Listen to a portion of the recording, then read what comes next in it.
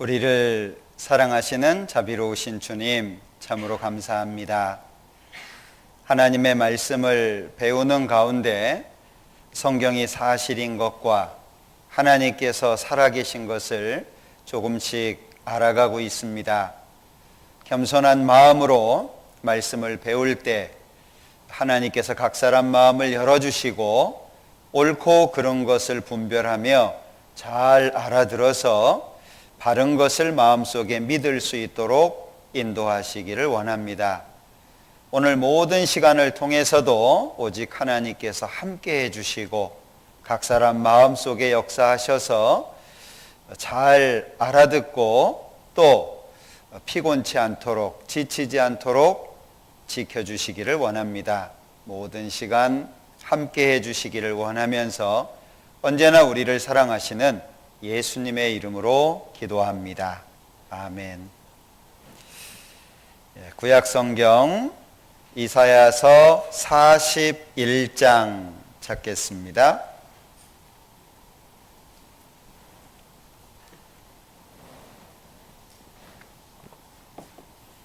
구약성경 이사야서 41장 21절입니다. 나 여호와가 말하노니 너희 우상들은 소송을 일으키라. 야곱의 왕이 말하노니 너희는 확실한 증거를 보이라. 장차 당할 일을 우리에게 진술하라. 또 이전 일에 어떠한 것도 고하라. 우리가 연구하여 그 결국을 알리라. 혹 장래사를 보이며 후래사를 진술하라.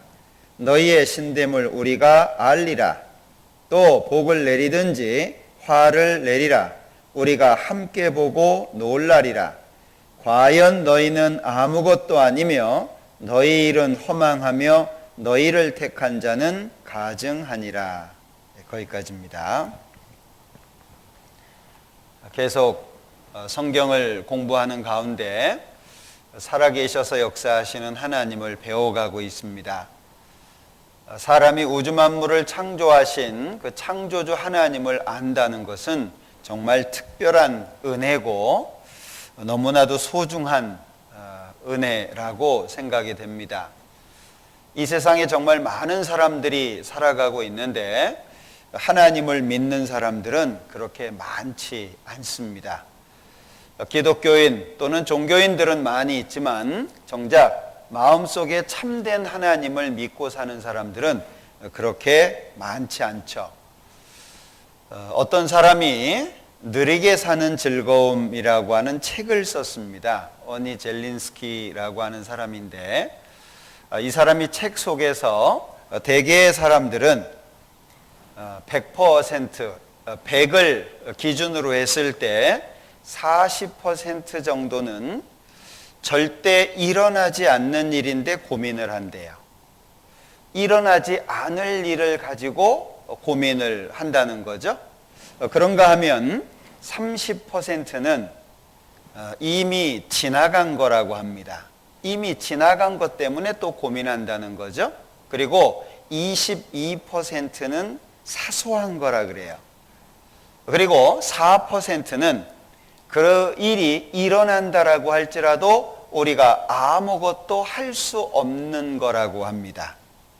실제 일어난다고 해서 우리가 대처를 할 수 있다든지 또는 우리가 뭔가 해결할 수 있는 것이 아닌 거라는 거죠. 그게 4%. 그리고 100% 가운데 4% 정도만이 우리가 준비할 수 있고 대처할 수 있는 거라고 말을 합니다. 그러면 100 중에 4만 우리가 걱정하면 되는데 사람들은 쓸데없는 걱정 때문에 평생을 허비한다.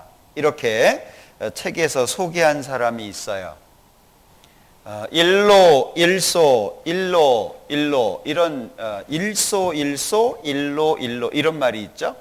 그러니까 한 번 웃을 때마다 젊어지고 한 번 화를 낼 때마다 늙어진다. 짜증을 내서 뭐 하냐 이런 얘기하지만 사실 화도 잘 내고 짜증도 잘 내고 신경질도 많이 나고 삶을 살다 보면 웃을 일보다 웃지 못할 일들이 훨씬 더 많죠. 그게 인생이라고 생각을 해요. 사람의 얼굴은 4년마다 한 번씩 바뀐다고 합니다. 어떻게 살아가느냐에 따라서, 어떤 마음을 갖느냐에 따라서 얼굴 인상이 달라진대요. 나이 먹어가면서 인상이 부드럽고 따뜻하게 바뀐다면 정말 좋겠죠. 그러려면 우리 속에 있는 이 마음이 평화를 얻어야 되고 기쁨과 즐거움을 얻어야 되거든요. 모든 것은 마음으로부터 시작되잖아요. 그런데 이 마음은 우리 스스로가 어쩌지 못하는 부분이 많습니다. 행복하기를 원하고 잘 살기를 원하고 어려움 없기를 원하잖아요. 그러나 우리는 살다 보면 어려운 일을 많이 경험합니다. 결국에 사람은 의존자, 즉 누군가에게 기대고 살아야 되는 존재입니다. 하나님은 자존자, 스스로 모든 걸 행하시는 분이지만 사람은 그렇지 않다는 거죠. 그래서 사람이 모른다라고 하는 것은 간단한 문제가 아니고요. 무지라고 하는 것은 반드시 오해라고 하는 걸 만듭니다. 이 오해라고 하는 걸 하게 되면 마음이 차가워지고 마음이 굳어요. 마음이 단단해집니다. 마음이 차가워지잖아요. 그게 오랜 시간 가면 그게 고집스러워지는 거예요. 그래서 연세 많으신 나이 드신 분들을 옹자를 붙이잖아요. 늙은이 옹자를 붙이죠. 그래서 옹고집이라고 얘기합니다. 그 옹고집이라고 하는 건 오랜 시간에 걸쳐서 만들어진 거예요. 간단한 게 아니라는 거죠. 그러니까 사람의 마음을 자기 스스로가 지키지 못하니까 절대자, 우리가 의존할 수 있는 누군가가 내 마음을 지켜주지 않으면 사람은 마음을 지키기가 어려운 겁니다. 하나님을 떠나서 하나님 없다고 생각하고 살잖아요. 그러면 결국에 다 허무한 거예요. 오늘 읽었던 말씀을 다시 한번 생각해 보면, 자, 여기 바탕화면에 사슴과 동물입니다. 성경 강연회로 가고 있는 모습을 제가 표현한 건데 잘 알아들으셨나요? 우리 동물보다 나아야 됩니다. 세례 요한의 때부터 지금까지 천국은 침노를 당하나니 침노하는 자는 빼앗느니라. 침략과 노략이죠. 천국은 누가 갖다 주는 게 아니고 자기 스스로가 얻으려고 해야 얻을 수 있다라고 하는 겁니다. 자, 오늘 읽었던 말씀인데 우상들은 소송을 일으키라라고 표현하셨습니다. 여기 우상은 신이 아닌데 신처럼 대접받는 모든 걸 우상이라고 하죠. 그리고 확실한 증거를 보여라. 왜 이 말씀을 하시느냐? 하나님은 하나님 외에 신이 없다고 말씀합니다. 성경 많은 곳에 단정적으로 말씀하시는데 43장도 볼까요? 43장 11절, 나 곧 나는 여호와라. 나 외에 구원자가 없느니라. 내가 고하였으며 구원하였으며 보였고 너희 중에 다른 신이 없었나니 그러므로 너희는 나의 증인이요 나는 하나님이니라. 여호와의 말이니라. 과연 태초로부터 나는 그니 내 손에서 능히 건질 자가 없도다. 내가 행하리니 누가 막으리요. 이렇게 말씀하실 수 있는 분은 하나님밖에 없습니다. 많은 곳에 하나님 자신밖에는 신이 없다고 외치시는데 뭔가 근거가 제시돼야 되잖아요. 그냥 아무런 증거가 제시되지 않는데 나만 신이다 라고 하는 건 인정할 수 없습니다. 그래서 여기 장차 당할 일, 이전 일, 이건 역사죠. 역사적인 걸 말하는 겁니다. 그런데 장차 당할 일, 이전 일을 왜 고하라고 하시냐? 이유는 연구하면 결국을 안다는 거예요. 역사적인 것은 연구할 수 있고 그것이 맞는지 틀리는지를 알 수 있다는 거죠. 그러니까 역사 얘기해봐라. 이 세상이 어떻게 시작이 됐는지 어떻게 끝을 맺을 것인지 얘기해봐라. 그리고 또 한 가지는 후레사를 진술하라. 너희의 신됨을 우리가 알리라. 여기까지가 역사죠. 두 번째는 복을 내리든지 화를 내려라. 이건 개인적인 것이 아닙니다. 왜냐하면 개인적인 복과 저주는 객관성이 없어요. 근거로 삼을 수가 없다는 얘기죠. 그래서 이거는 민족적인 겁니다. 하나님께서는 이스라엘 민족을 선택하시고, 오늘부터 말씀드릴 겁니다. 이스라엘 민족을 선택하시고 그들과 약속을 하고 약속한 대로 역사 속에 그들에게 행하십니다. 그러니까 순종하면 복을 내리겠다, 불순종하면 저주를 내리겠다 한 민족과 약속을 했고 그 약속대로 행하신 분이 하나님이십니다. 그러니까 하나님처럼 해보라는 거죠. 그러면 복과 화를 왜 말씀하시느냐? 함께 보고 놀라리라. 알 수 있다는 거죠. 그러니까 역사적인 것 연구하면 결국을 알 수 있고 민족적인 축복과 저주 보고 놀랄 수 있다는 거죠. 자, 확실한 증거가 없다면 그건 아무런 의미가 없습니다. 그러니까 여기 말씀하시기를 우상들을 향해서 말씀하시는 겁니다. 과연 너희는 우상입니다. 아무것도 아니고 너희 일은, 너희가 한다고 하는 일은 허망할 뿐이고, 그리고 너희를 택한 자, 우상을 택한 사람들은 가증하다라고 말씀하는 거예요. 이걸 보면 무엇을 알 수 있느냐 하면 선택이라고 하는 것 속에는 결과가 함께 있다, 그 얘기죠. 우상을 믿으면 결국 망하는 겁니다. 하나님을 믿으면 결국 승리하는 거죠. 그러니까 하나님께서는 너희는 여호와의 책을 자세히 읽어보라, 이 말씀은 나 믿어라 이것만 있는 게 아니라 어떤 것을 선택하느냐에 따라서 결과가 함께 있다, 신중해야 될 것을 말씀하고 있는 겁니다. 자, 하나님께서는 이스라엘의 왕인 여호와, 이스라엘의 구속자인 만군의 여호와가 말하노라.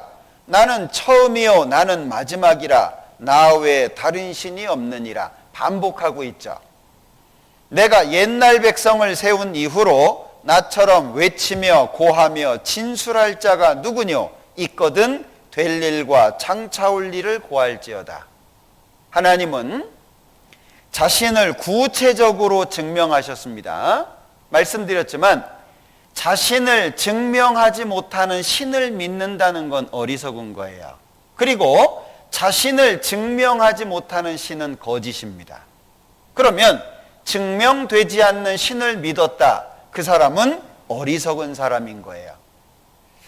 자, 이스라엘 민족의 역사를 오늘부터 내일 전반부까지 좀 살펴볼 건데요. 이스라엘 민족의 역사는 하나님을 가장 확실하게 나타내는 증거입니다. 창조도 있고 여러 가지 그리스도를 통해서 성경 여기저기 사건들을 통해서 하나님을 증명할 수 있는데 가장 확실한 것이 이스라엘 민족의 역사입니다. 이 역사를 히스토리라고 하잖아요. 히스와 스토리의 조합입니다. 왜 역사를 그의 이야기라고 하고 그는 과연 누구냐? 그는 과연 누구냐? 역사를 히스토리라고 말한다는 것은 좀 생각해 볼 문제죠. 그래서 이스라엘 민족 역사의 시작을 좀 생각해 보려고 합니다. 자, 여기 보면 하나님이 왜 이스라엘 민족을 선택하셨냐? 이유를 말씀하고 있습니다.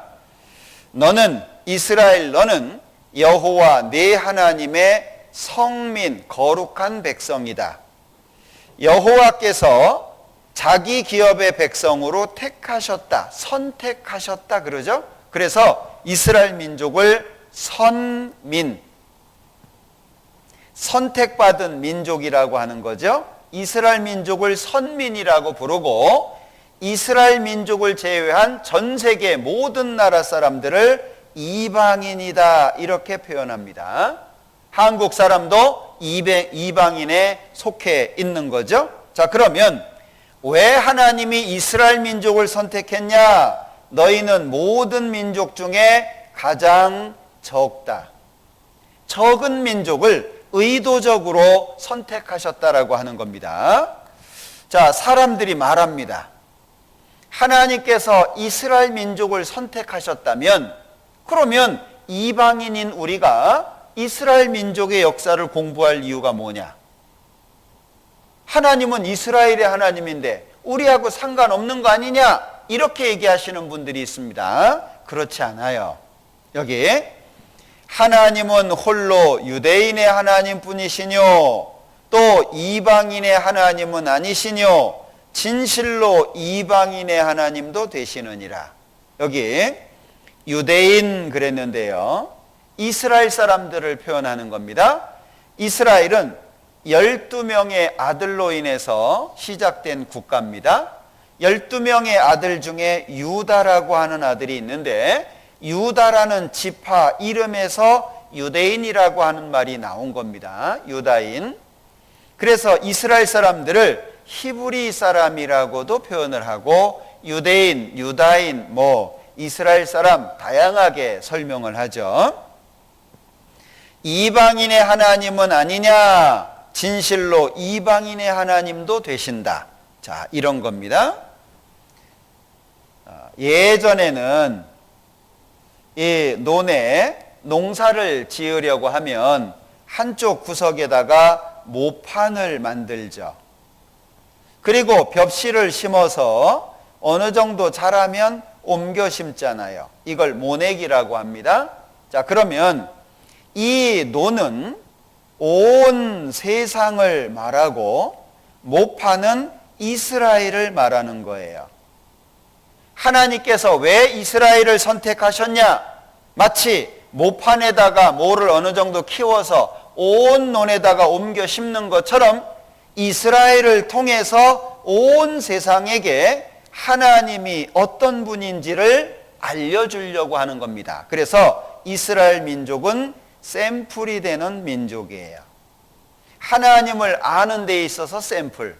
하나님이 어떤 분이냐? 하나님이 정말 계시냐? 그분은 어떤 성품이냐? 하나님을 알 수 있는 샘플로 이스라엘 민족을 선택하신 거죠. 그래서 이스라엘 민족은 세상 중앙에 있습니다. 주인공이에요. 세상 중앙에.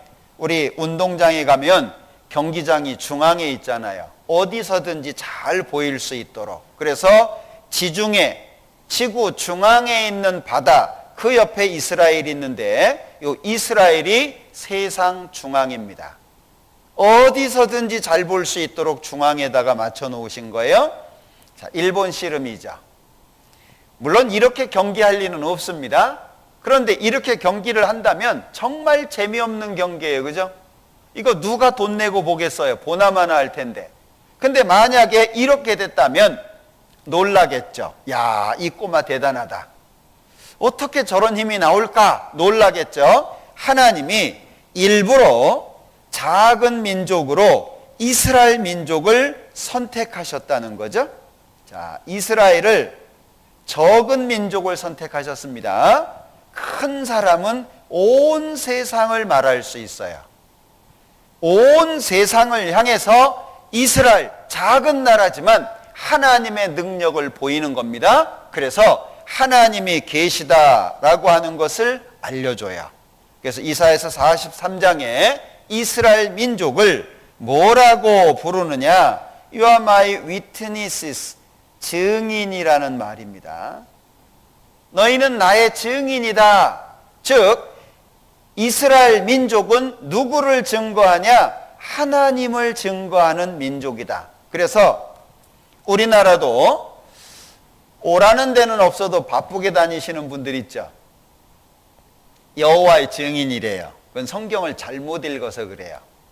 자, 이 성경에 창세기 12장부터 성경 끝에 요한계시록까지 성경은 66권입니다. 앞에 보시면 성경전서 이렇게 써 있어요. 성경전서라는 말은 66권 성경 전부를 모아놨다 그 뜻입니다. 우린 하나로 들고 다니지만 이게 66권이에요. 그러니까 이 66권 성경 속에 하나님을 증거하는데 핵심이 이스라엘이라고 그랬죠. 이스라엘의 시작, 이스라엘의 끝까지 미리 기록되어 있어요. 이스라엘 민족의 역사는 시작과 끝이 미리 기록이 되어 있습니다. 다른 나라하고 다릅니다. 그러니까 미리 기록된 이스라엘 역사가 시간이 되면 이루어지잖아요. 성경 3분의 1이 예언이라고 하거든요. 미리 기록이 된 겁니다. 근데 그것이 그대로 이루어지는 거예요. 그걸 보면 하나님이 증거된다 그 뜻입니다. 이스라엘 사람들 한 사람 한 사람이 여기저기 다니면서 전도한다 그 얘기가 아닙니다. 이스라엘 민족에게 예언되어 있는 그 말씀들이 흘러가는 시간 속에서 그대로 성취되고 이루어지는 걸 통해서 하나님이 증명된다 그 얘기예요. 그러면 여호와의 증인은 누구만 될 수 있어요? 예, 이스라엘 민족만 될 수 있는 거예요. 왜 자기들을 여호와의 증인이라고 하냐? 성경을 오해해서 그런 거예요. 잘 이해하셔야 됩니다.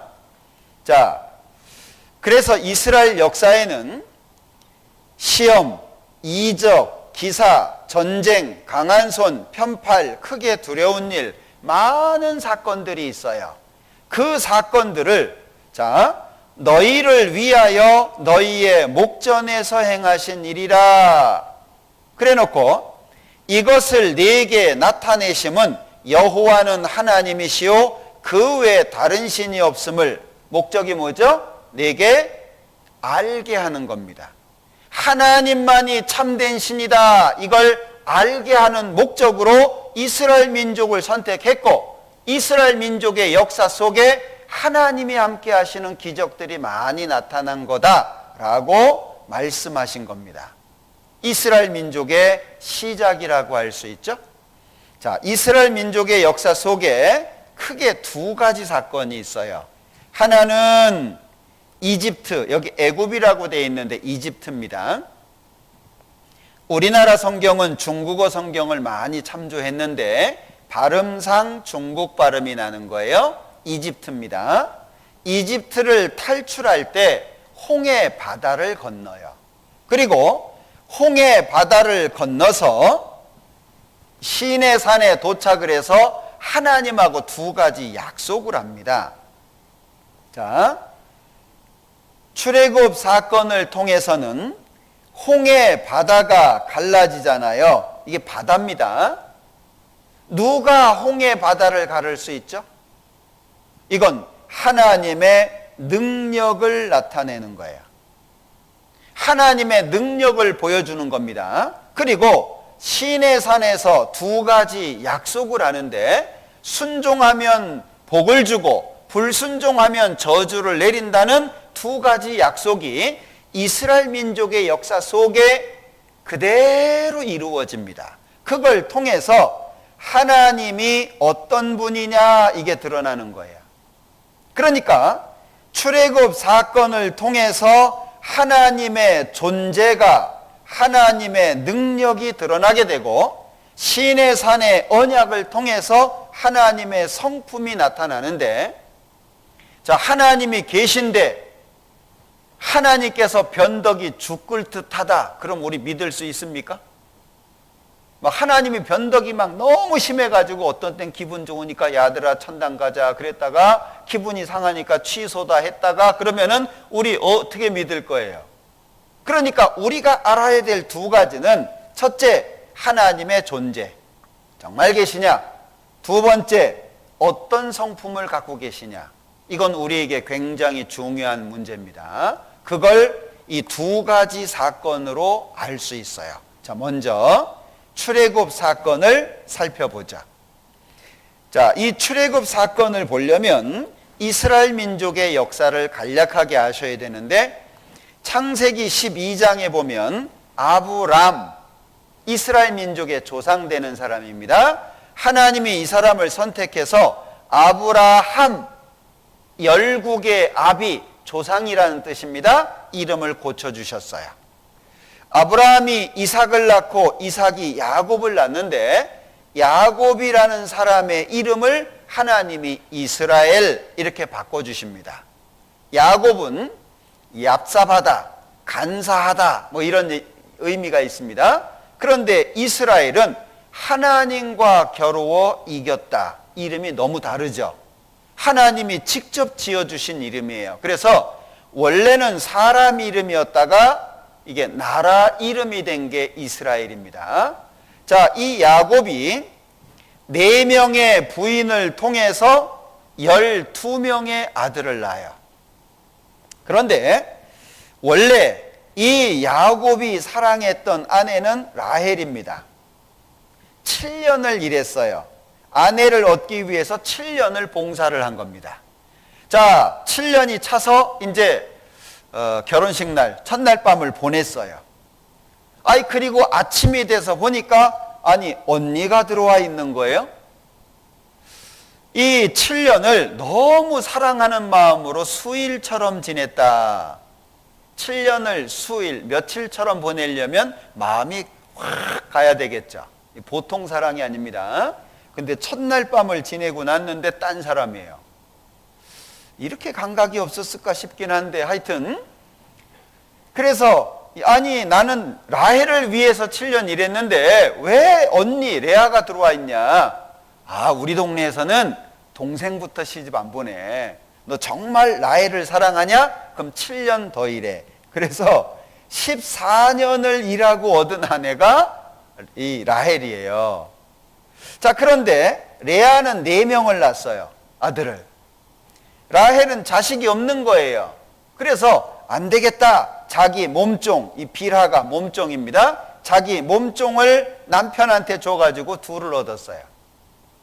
레아가 넷을 낳고 더 이상 아이가 안 생기니까 나라고 지냐? 자기 몸종을 또 남편한테 줬어요.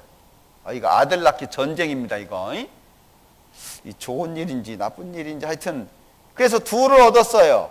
레아가 언니가 둘을 또 낳고 그 다음에 라헬이 둘을 낳았어요. 이래서 12명입니다. 자, 야곱이 누구를 가장 사랑했을까? 힌트, 큰 글씨에 빨간색. 잘 아시겠죠? 요셉입니다. 우리 왜 그러잖아요. 10손가락 깨물어서 안 아픈 손가락 없다 이러는데 더 아픈 손가락은 있어요. 그죠? 그랬더니 어떤 분 그러대요. 더 세게 깨물어서 그렇지 그러는데 실제 자식을 낳아서 키워보면 달라요. 사랑하는 마음은 다 같은데 대하는 마음이 조금씩 달라요.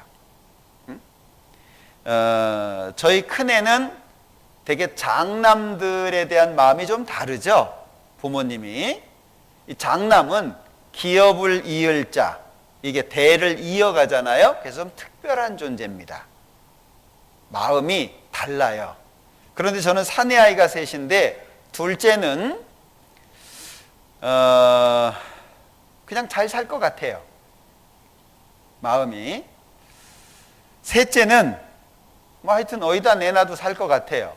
근데 셋째는 막내니까 귀여운 부분이 더 있어요.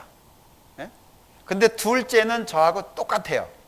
하는 행동도 그렇고 뭐 동작도 그렇고 뭐 하여튼 성격도 그렇고 저하고 똑같아요.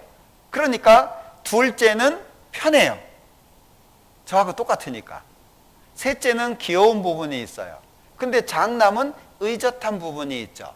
달라요. 사랑하는 마음이 다 있는데 마음이 달라요.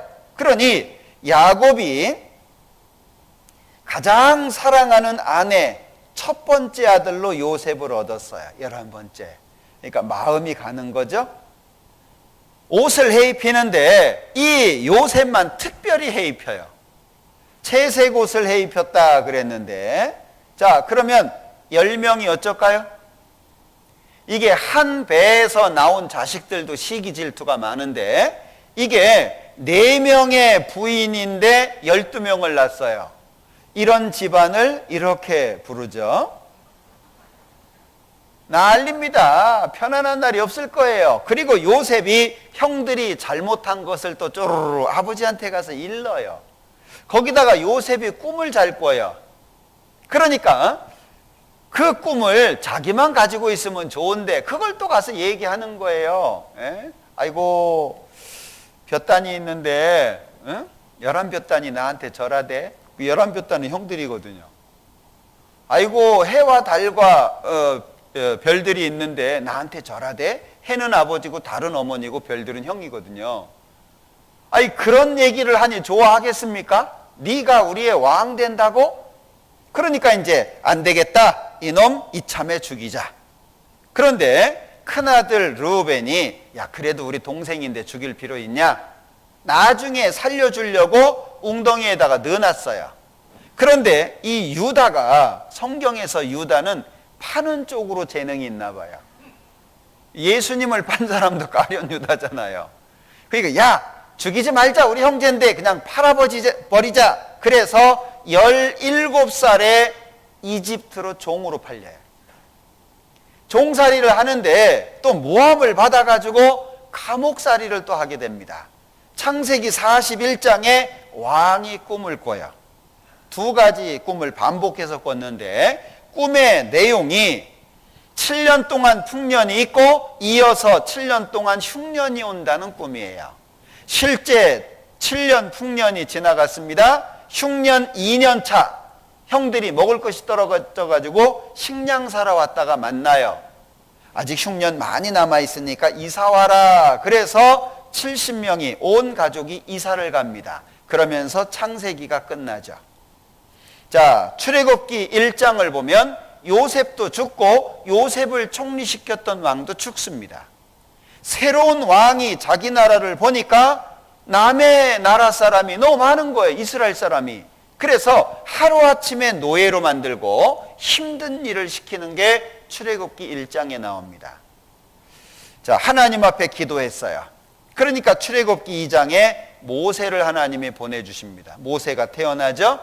모세 나이 80살 때 10가지 재앙을 내려서 이스라엘 사람들을 이집트에서 데리고 나옵니다. 요게 이제 출애굽 역사입니다. 요걸 아시는 상태에서 들어야 이해가 되실 거예요.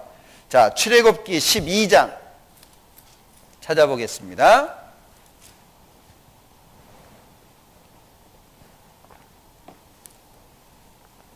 출애굽기 12장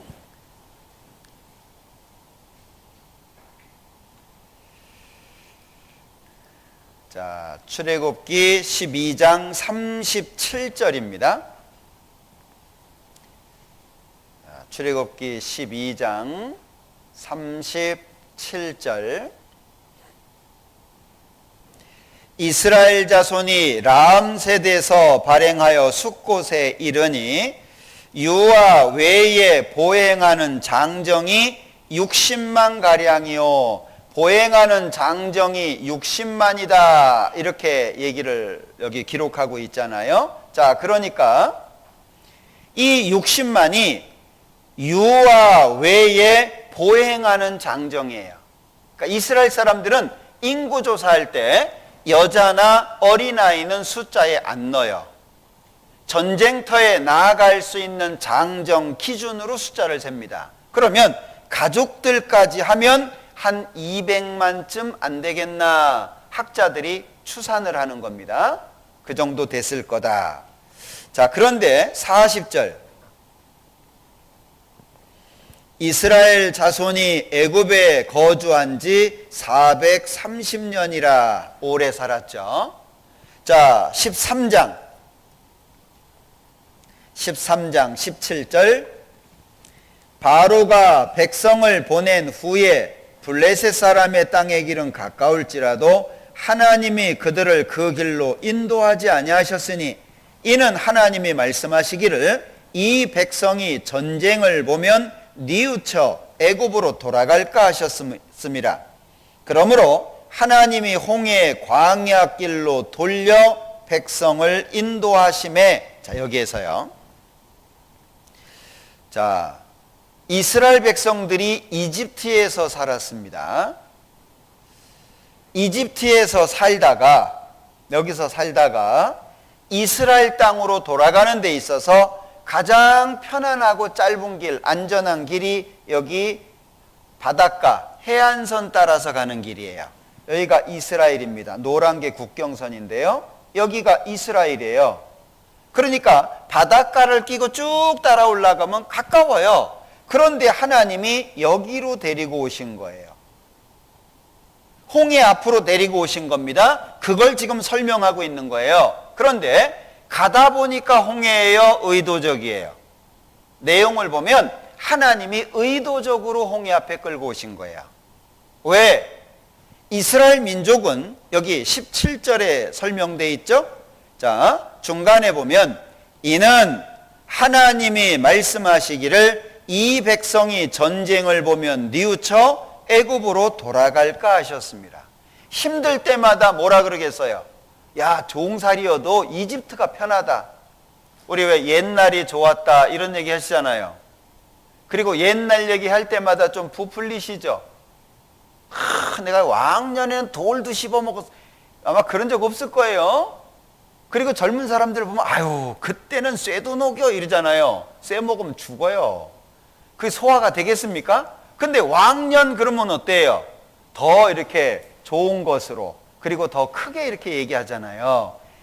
자, 이스라엘 백성들은 이제 하나님의 말씀을 따라서 이스라엘로 가야 되고, 이스라엘에서, 광야에서 많은 일들을 겪어야 돼요. 그런데 힘들 때마다 뭐라 그러겠어요? 야, 다시 가자. 이집트가 더 나았다. 그때가 좋았다. 그럴 거 아니에요. 그러니까 하나님께서 돌아갈 길을 완전히 차단하시려고 일부러 홍해바다 앞에 딱 데리고 온 거예요. 여기. 자, 이 홍해바다는 길쭉한 바다입니다. 길죠. 자, 그런데 위로 올라가면 V자처럼 두 갈래로 갈라집니다. 그 중에 오른쪽을 아카바만이라고 하는데 이스라엘 백성들이 여기 오게 된 거예요. 자, 14장 10절입니다. 바로가 가까워 올 때에 이스라엘 자손이 눈을 들어 본즉 애굽 사람들이 자기 뒤에 미친지라 이스라엘 자손이 심히 두려워하여 여호와께 부르짖고 그들이 또 모세에게 이르되 애굽에 매장지가 없으므로 당신이 우리를 이끌어내어 이 광야에서 죽게 하느뇨. 자, 이스라엘 백성들을 내보냈어요. 바로 왕 파라오죠. 파라오 왕이 내보냈어요. 왜? 10가지 재앙을 못 견뎌가지고. 근데 이스라엘 민족이 나가고 나니까 마음이 바뀐 거예요. 군대를 이끌고 다시 붙잡으려고 뒤쫓아갑니다. 뒤에는 이집트 군대, 앞에는 홍해바다예요. 그러니까 이스라엘 백성들이 야, 매장지가 없냐 애굽에, 이집트에? 묻을 데가 없어서 우리를 여기까지 끌고 와서 죽이냐? 그렇게 얘기하는데 12절 우리가 애굽에서 당신에게 고한 말이 이것이 아니뇨 이르기를 우리를 버려두라 우리가 애굽 사람을 섬길 것이라 하지 아니하더뇨 애굽 사람을 섬기는 것이 광야에서 죽는 것보다 낫겠노라. 모세가 백성에게 이르되 너희는 두려워 말고 가만히 서서 여호와께서 오늘날 너희를 위하여 행하시는 구원을 보라. 뭐라 그래요? 야, 너희들 가만히 있어. 하나님께서 어떻게 구원하시는지 보기만 해. 그 얘기죠? 21절 모세가 바다 위로 손을 내어민데 여호와께서 큰 동풍으로 밤새도록 바닷물을 물러가게 하시니 물이 갈라져 바다가 마른 땅이 된지라 이스라엘 자손이 바다 가운데 육지로 행하고 물은 그들의 좌우에 벽이 됐다. 이게 믿어지냐 그 얘기예요. 아니, 하나님 좀 이런 말씀들은 좀 빼놓으시면 얼마나 좋아요. 그러니까 사람들이 안 믿어지니까 야, 바다가 갈라져서 건너간 게 아니고 얕은 물가 걸어서 지나갔는데 갈라졌다고 표현한 거야. 이렇게 얘기하는 사람도 있어요. 그러면 더 말이 안 되잖아요. 이스라엘 사람들은 다 걸어서 지나갔는데 뒤에 보면 이집트 사람들은 다 물에 빠져 죽거든요. 그게 더 큰 기적 아니에요? 이스라엘 사람들은 걸어서 건너간 길을 다 빠져 죽었으니 말이 안 되잖아요. 28절 물이 다시 흘러 병거들과 기병들을 덮되 그들의 뒤를 쫓아 바다에 들어간 바로의 군대를 다 덮고 하나도 남기지 아니하였더라. 이게 정말 사실이냐 그 얘기예요. 자, 우선 이 홍해 바다 거리를 좀 재볼게요. 여기에서 이렇게 건넜다는 얘기인데 대략 16km 정도 나옵니다. 이 바다예요, 바다. 또랑이 아닙니다. 바다 갈라졌다 그러니까는요, 사람들이 폴짝 뛰면 넘어갈 수 있는 또랑처럼 생각해요. 바다가 갈라진 겁니다. 그러니까 못 믿겠다라고 얘기하는 거예요. 자, 이 홍해가 갈라진 사건이 사실이냐? 성경은 어떤 사건을 논할 때 반드시 그걸 확인할 수 있는 근거를 제시합니다. 왜? 성경은 하나님을 믿게 하는 목적이에요. 그러면 확실한 증거가 있어야 확실한 믿음을 갖는다고 말씀을 드렸잖아요. 몇 가지 찾아보죠. 첫째, 출애굽 경로입니다.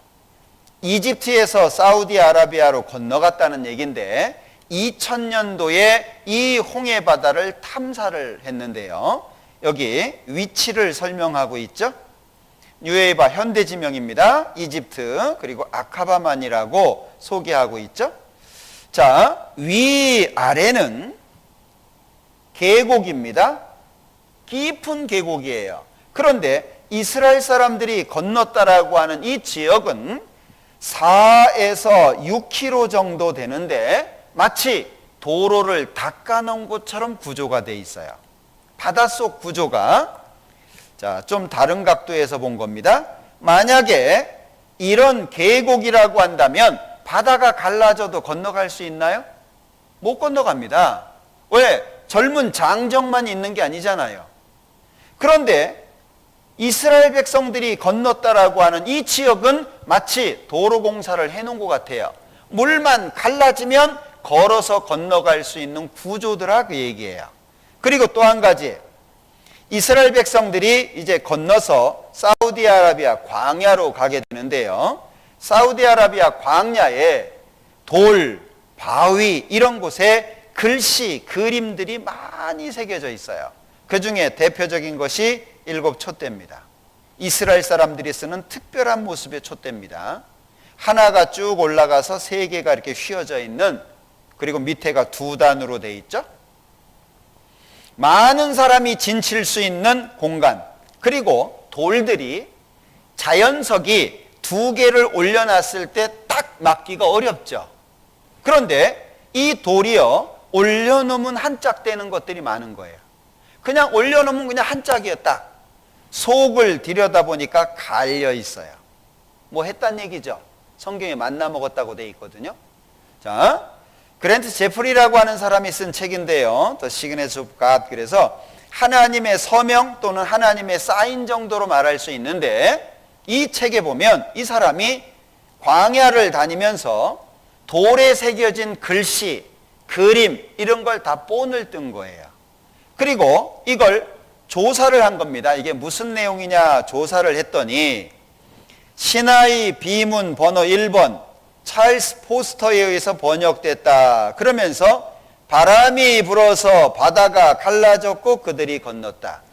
바람에 의해서 바다가 갈라졌고 이스라엘 백성들이 건넜다라고 하는 그 글이 새겨져 있는데, 이런 것들을 모아놓은 책입니다. 자, 그런가 하면 두 번째는 홍해 바다를 탐사했을 때 특징적으로 많이 나온 게 마차 바퀴입니다. 특히 이 마차 바퀴가 바퀴 살이 8개, 6개, 4개 다양하게 나오거든요. 그런데 박물관에 가잖아요. 그 당시에 마차 바퀴하고 모습이 똑같습니다. 그리고 오른쪽에 있는 건 사람 뼈인데요. 산호가 달라붙어 있는 사람 뼈입니다. 말 발굽, 말뼈, 사람뼈, 마차바퀴 이런 것들이 무수하게 나온 거예요. 박물관에서 그 당시의 유물입니다. 마차바퀴살이 8개고 4개입니다. 그리고 유적지에 가면 6개입니다. 그러니까 역사와 나타난 유물이 일치되고 있다라고 하는 거죠. 자, 그런가 하면 이집트는 영혼불멸을 믿습니다. 사람들이. 영화 미라라고 하는 영화 많이 보셨죠? 그게 그냥 만들어진 게 아닙니다. 왕이 죽으면 미라로 만드는데 썩을 수 있는 건 다 빼내요. 코로 집어넣어서 뇌수 다 빼냅니다. 뇌. 그리고 내장, 장기 다 빼냅니다. 향료로 채우는데 40일 정도 걸려요. 왜? 자, 영혼이 빠져나가면 죽는 건데 언젠가 왕의 영혼이 자기 몸에 돌아옵니다. 그러면 왕만 살아나는 게 아니고 왕 밑에 백성들이 다 살아나는 거예요. 미라라고 하는 영화 시리즈 중에 그런 장면 나오는 거 보셨습니까? 왕이 살아나면 그 밑에가 그냥 살아나요. 그러니까 영혼불멸을 믿는데 나중에 기회 되면 이집트 한번 가보세요. 카이로 내리잖아요, 공항에. 그러면 신시가지, 구시가지 이렇게 돼 있는데 구시가지 쪽이 상당한 부분이 무덤이에요. 무덤으로 이루어져 있습니다. 근데 국가에서 상수도 놔줬어요. 전기까지 놔줬어요. 무덤에. 왜? 그 무덤에 많은 사람들이 삽니다. 무덤 속에서. 이 사람들은 삶과 죽음이 공존하고 있어요. 왜? 영혼불멸을 믿으니까. 그러니까 이집트에 가서 보면 25구의 왕의 미라가 있어요. 모세 추적하다 죽은 왕이 누구냐? 조사를 한 겁니다. 그랬더니 19조 메르네프타라고 하는 왕이 바닷물에 빠져 죽은 흔적이 나왔는데 여기 몇 가지로 소개하고 있죠. 보통 이집트의 미라는 모두 젓갈색을 띠고 있는데 이 미라는 흰색이고 얼굴의 모양이 많이 일그러져 있으며 눈썹을 물감으로 그린 흔적이 있고 귀가 무엇 물고기인가에 뜯어먹힌 듯 없는 데다 몸에 소금기로 덮인 부분이 있다는 것. 다른 부분이 많아요.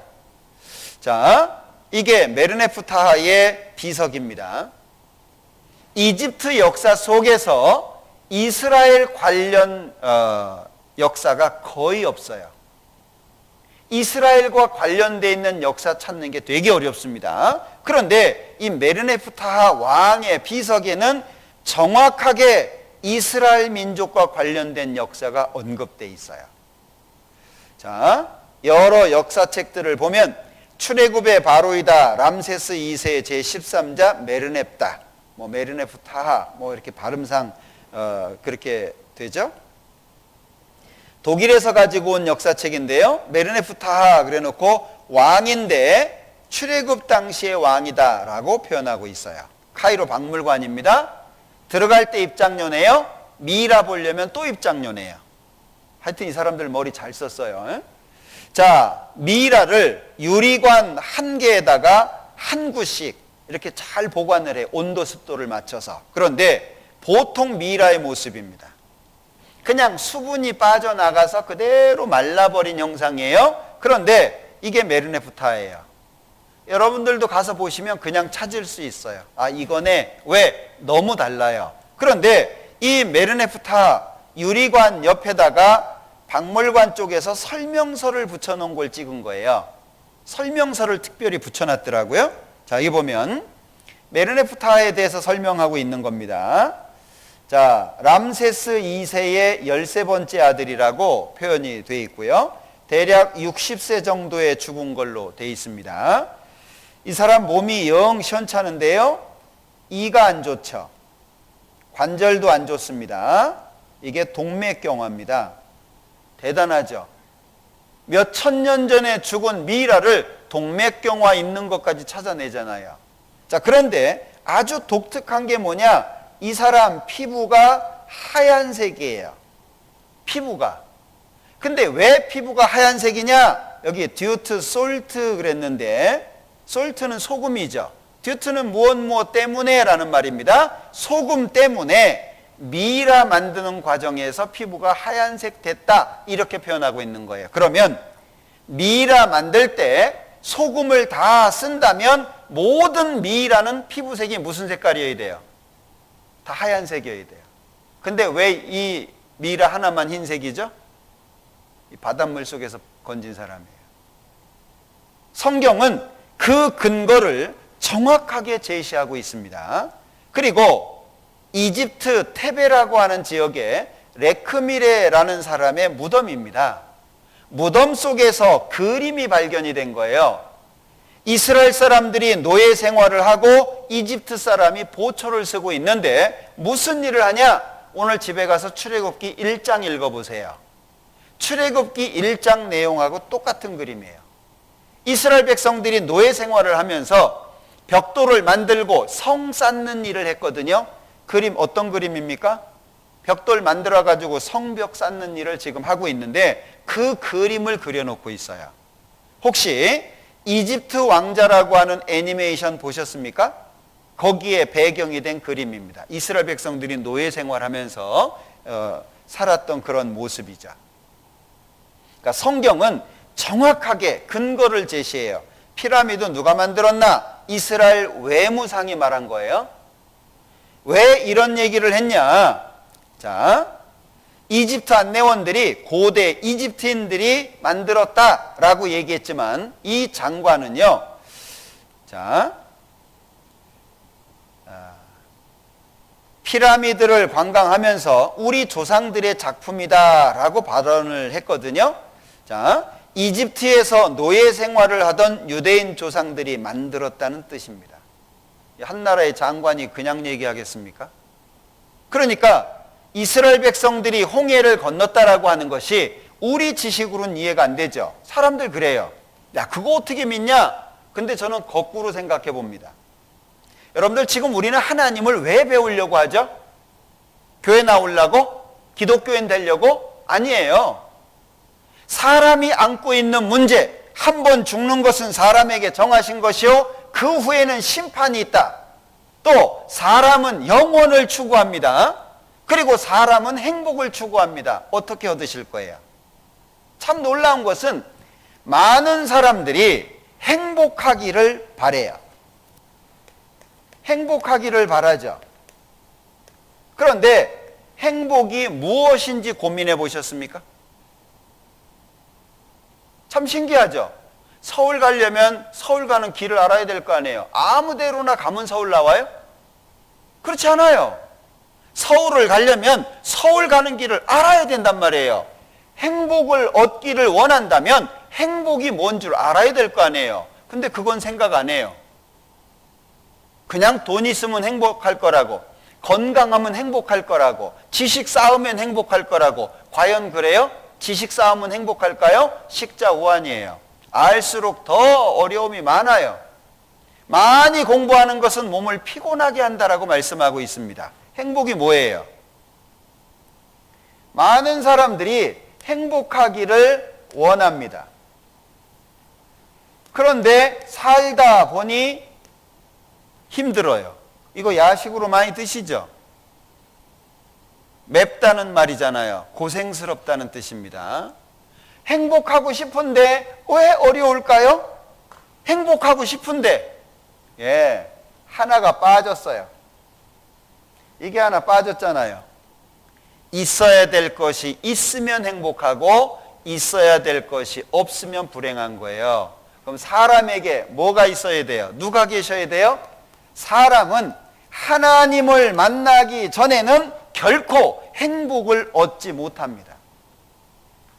그러니까 우리는 하나님을 배우려고 하는 목적이 교회 다니는 것도 아니고 기독교인 되는 것도 아니고 내가 해결해야 되는 인생의 문제를 해결하기 위해서잖아요. 그러면 그분은 어떤 분이어야 돼요?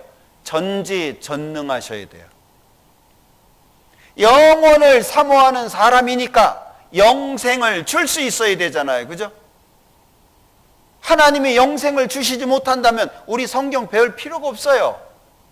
그리고 죽음으로부터 건져주셔야 되고 죄로부터 건져주셔야 되니까 그분은 전지전능하셔야 되는 분이에요. 근데 홍해 하나 못 가르면 믿을만해요? 성경에 보면 예수님이 구름 타고 오신다고 기록되어 있거든요. 에이, 사람이 어떻게 구름을 타고 와? 근데 구름도 못 타는 예수님 뭐하러 믿어요? 우리는 지금 아주 심각한 상황에서 성경을 배우는 거예요.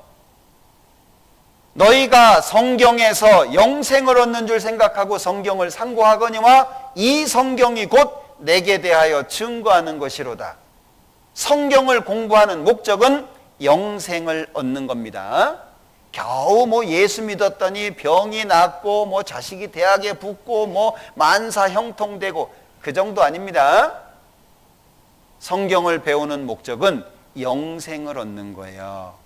그래서 우리가 배우는 하나님은 전지전능하셔야 되고 인간의 모든 문제를 해결해 줄 수 있는 능력이 계셔야 돼요. 그걸 지금 우리가 확인하고 있는 겁니다. 그걸. 자, 그러면 출애굽 사건을 통해서 하나님의 능력이 나타나죠? 이렇게 할 수 있는 신은 나밖에 없다. 그걸 알려주시는 거예요. 여러분들 확실한 걸 믿으셔야 됩니다. 자, 이왕이면 다홍치마라고 하는데 여기다 투자하면 50%의 확률이 있습니다. 여기다 투자하면 49.9%의 확률이 있습니다. 어디다 투자하실래요? 말 하나만 하죠. 49.99 어디다 투자하실래요? 49.999 어디다 투자하실래요? 그게 사람 마음이에요. 확실한 걸 믿어야 되지 않겠습니까? 제가 계속 반복해서 말씀드리잖아요. 믿는 것보다 더 중요한 게 뭐냐? 그것이 사실이라고 하는 걸 증거하는 게 있냐? 사실이라고 하는 것이 증명된다면 그걸 믿는 거예요. 저는 세 아이의 아버지입니다. 여러분들 자녀 어떻게 키우고 싶으세요? 제가 결혼하고 보니까 결혼했다고 아버지 되는 것도 아니고 자식 낳았다고 아버지 되는 것도 아니에요. 부모 배워야 됩니다. 그냥 낳았다고 애가 그냥 크는 게 아니에요. 그냥 내가 돈만 잘 벌어다 준다고 해가지고 자식이 훌륭한 사람이 되는 게 아닙니다. 저는 왜 어르신들이 농사 중에 가장 힘든 게 자식 농사라고 하는지 이해를 못했어요. 근데 자식을 낳고 키워보니까 이거는요 정말 어려운 일이에요. 투자 얼마나 하십니까?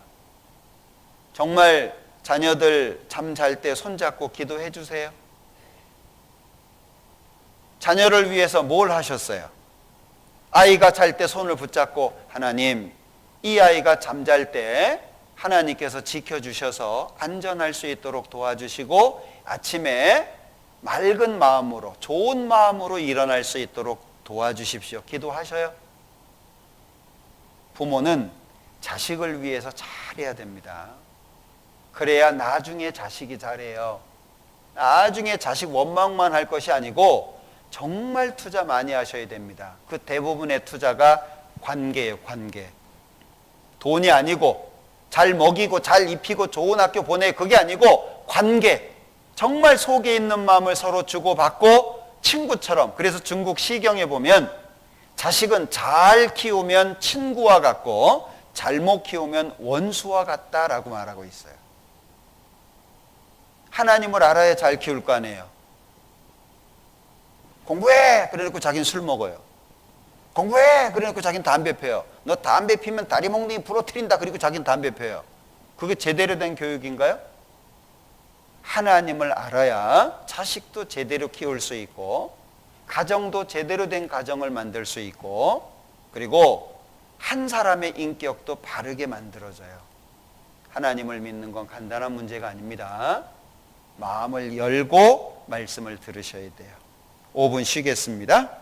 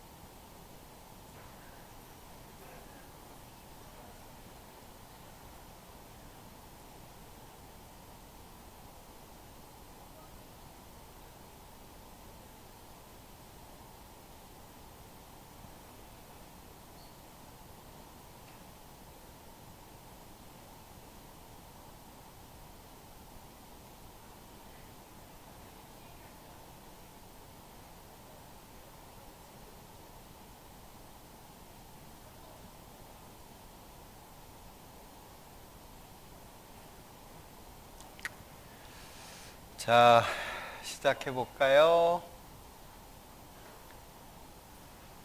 많이 힘드시죠? 괜찮으세요? 예. 앉아서 듣는 게 힘들어요. 예. 차라리 그냥 말하고 말지. 예. 자, 시작해 보겠습니다. 자, 이스라엘 민족들이 이제 홍해를 건너고 시내산에 도착을 하게 됩니다. 그 시내산에서 하나님하고 두 가지의 약속을 하게 되는데, 하나는 순종하면 들어와도 복, 나가도 복 받는다는 말씀이죠.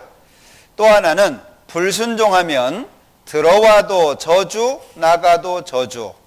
이 두 가지의 약속을 이스라엘 백성들은 하나님과 하게 됩니다. 자, 그 약속 중에 아주 중요하게 세 가지가 이렇게 거론이 되는데요. 이외에도 여러 가지가 있지만 신명기 28장에 보면 네가 많은 민족에게 꾸어줄지라도 너는 꾸지 아니할 것이요. 경제적인 부분이죠. 그러니까 순종하면 꾸어주기는 하지만 네가 꾸지는 않을 거다.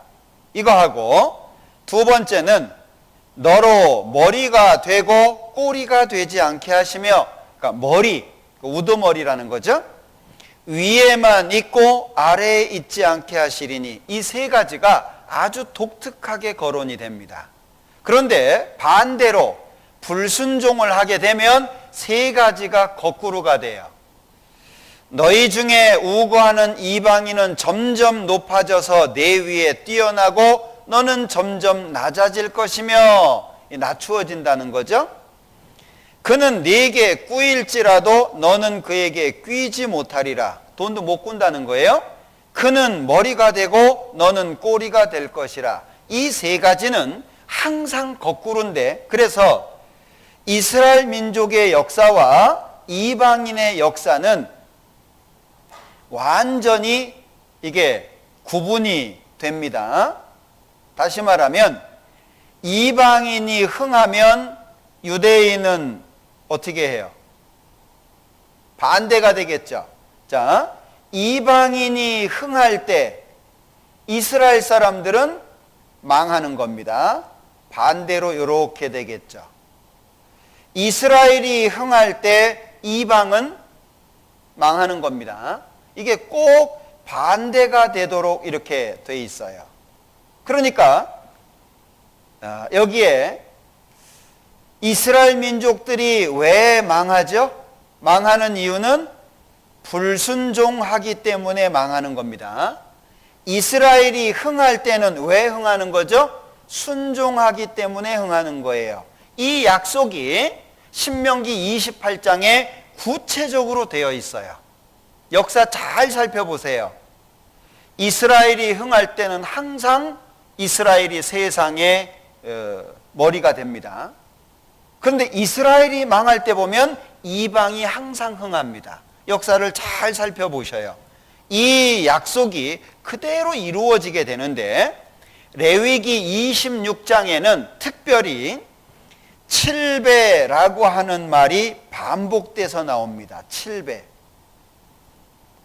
이 칠배라고 하는 말이 반복해서 나오거든요. 그러니까 너희가 말을 안 들었다 그러면 불순종의 결과 심판을 받겠죠? 그래도 말을 안 들으면 7배, 7배, 7배, 7배.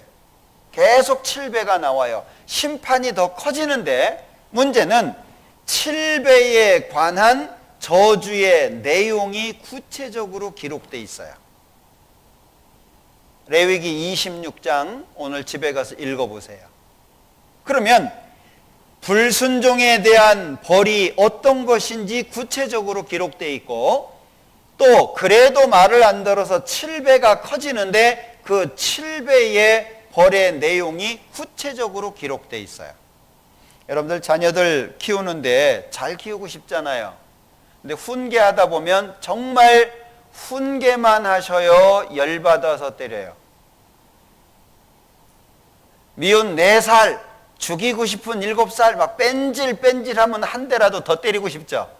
그게 자식을 사랑하는 부모인데도 그래요. 그런데 하나님은 미리 벌의 내용, 축복의 내용을 그대로 말씀하시고 그대로 행하십니다. 이걸 통해서 뭘 알려주시려고 하는 거죠? 하나님의 성품. 하나님은 말씀하신 것을 반드시 지키신다. 그대로 지키신다. 그걸 보여주려고 하는 거예요. 그런데 칠배칠배 하다가 그래도 끝까지 말을 안 들으면 여기 3가지가 언급되어 있죠. 하나는 열방에 흩을 거다. 전 세계에 흩어버리겠다. 2번째는 칼을 빼어 너희를 따르게 한다. 가는 곳마다 죽임을 당한다는 겁니다. 3번째는 땅과 성읍이죠. 이스라엘 땅이 황무지가 될 것을 말씀하신 거예요. 그런데 이게 역사 속에서 그대로 이루어져요. 자, 역사를 간략하게 이스라엘 역사를 말씀드려 봅니다. 아브라함이 이삭을 낳고 이삭이 야곱을 낳고 야곱이 요셉을 낳죠. 자, 요셉을 이집트에 팔잖아요. 나중에 꿈을 해몽해서 총리가 되죠. 흉년 때 이스라엘 전체가 이 이집트로 이사를 갑니다. 살기 좋다고 430년을 사는데 대부분은 종살이를 하죠. 자, 힘들다고 하니까 하나님이 모세를 보내주셨고 10가지 재앙을 통해서 이스라엘 백성들을 빼내옵니다. 홍해의 기적을 보여주시죠. 그리고 요단강 앞에서 모세가 죽고 2번째 지도자 여호수아가 등장합니다. 자, 그러면 여호수아가 이제 약속의 땅을 정복하고 지파별로 땅을 나눠줘요. 11지파에게. 그리고 여호수아가 죽죠. 그 뒤에 사사 시대가 시작되는데 대략 350년 정도입니다. 사사는 왕은 아닌데 왕의 대리자예요. 진정한 왕은 하나님이시다. 그런 의미입니다. 마지막 사사 사무엘 당시 이스라엘 백성들은 왕을 요구해요. 사사 말고 왕을 주십시오. 그래서 하나님이 허락하시죠. 첫 번째 왕 사울, 2번째 왕 다윗, 3번째 왕 솔로몬입니다. 그런데 솔로몬이 늙음하게 하나님을 배반하죠. 솔로몬 부인이 1000명이에요. 이 대처는 대부분 다 강심장인가 봐요. 대처는 뭐 부인이 1000명 되는 건 흔한 일이죠. 뭐 1000명 정도야 뭐. 사실 1000명이면 얼굴을 알아보겠습니까? 누가 누군지 어떻게 알겠어요? 지나가다가 만나면 너 누구냐? 그럼 저 500번입니다. 뭐 이러든지. 이 집에 아내가 잘해야 됩니다. 집안이 잘 되려면 아내가 잘해야 돼요. 남자가 아무리 잘해도 아내가 잘 못하면 그 집안은 흥하기가 어렵습니다. 암탉이 울면 집안이 망한다는 건 옛날 얘기예요. 옛날에도 마찬가지였죠. 그래서 어떤 국문학 박사는 아내를 이렇게 표현했어요.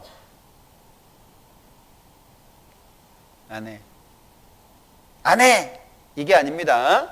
집안의 태양이라는 말이에요.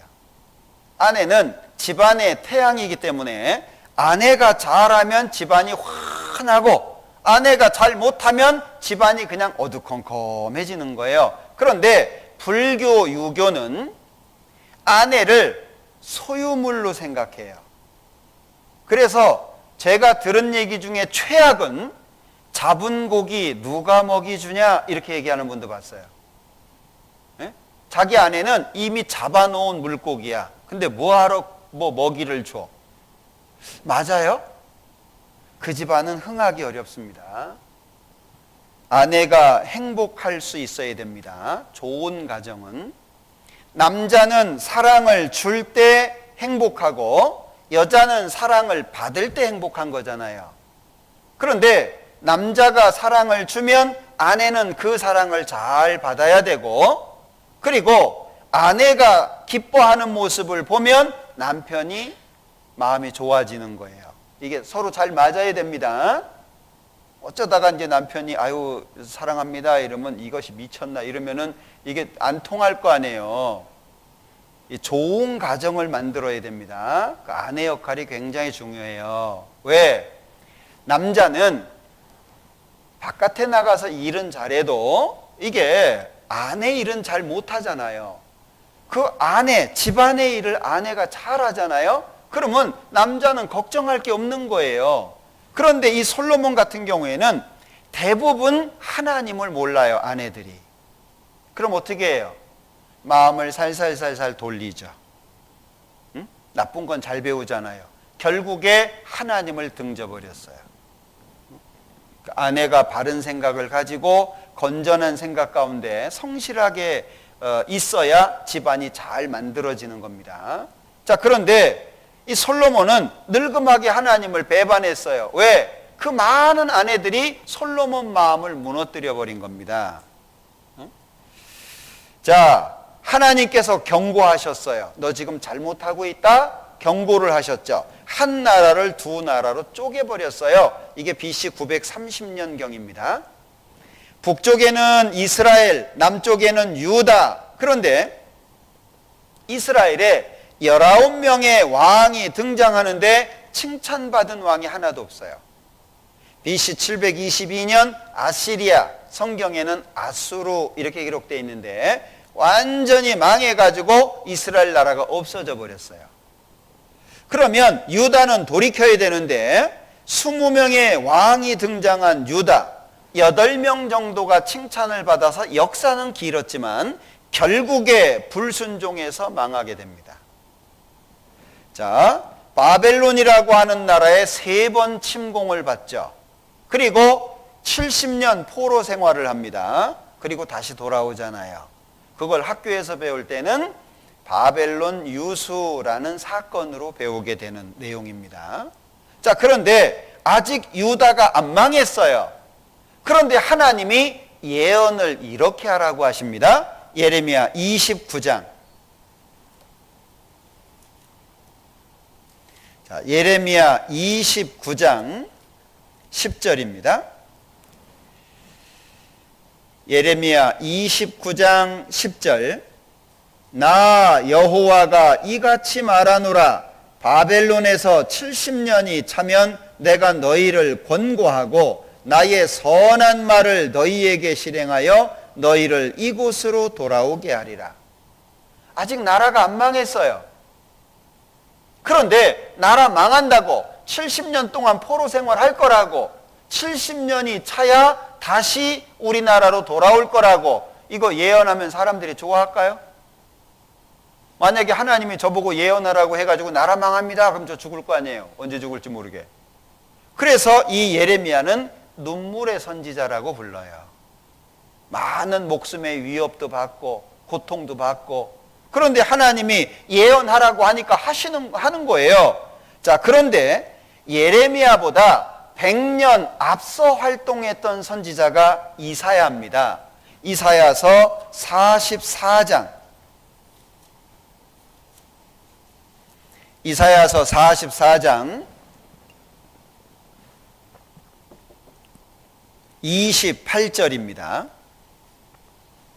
이사야 44장 28절. 고레스에 대하여는 이르기를 그는 나의 목자라 나의 모든 기쁨을 성취하리라 하며 예루살렘에 대하여는 이르기를 중건되리라 하며 성전에 대하여는 이르기를 네 기초가 세움이 되리라 하는 자니라. 성경을 모르면 이런 내용들이 별로 안 다가오죠. 근데 이거는 되게 놀라운 예언이에요. 왜냐하면 자, 예레미야라고 하는 사람은 예수님 태어나시기 600년 전에 활동했던 선지자입니다. 그러니까 지금부터 2600년 전이 되겠죠.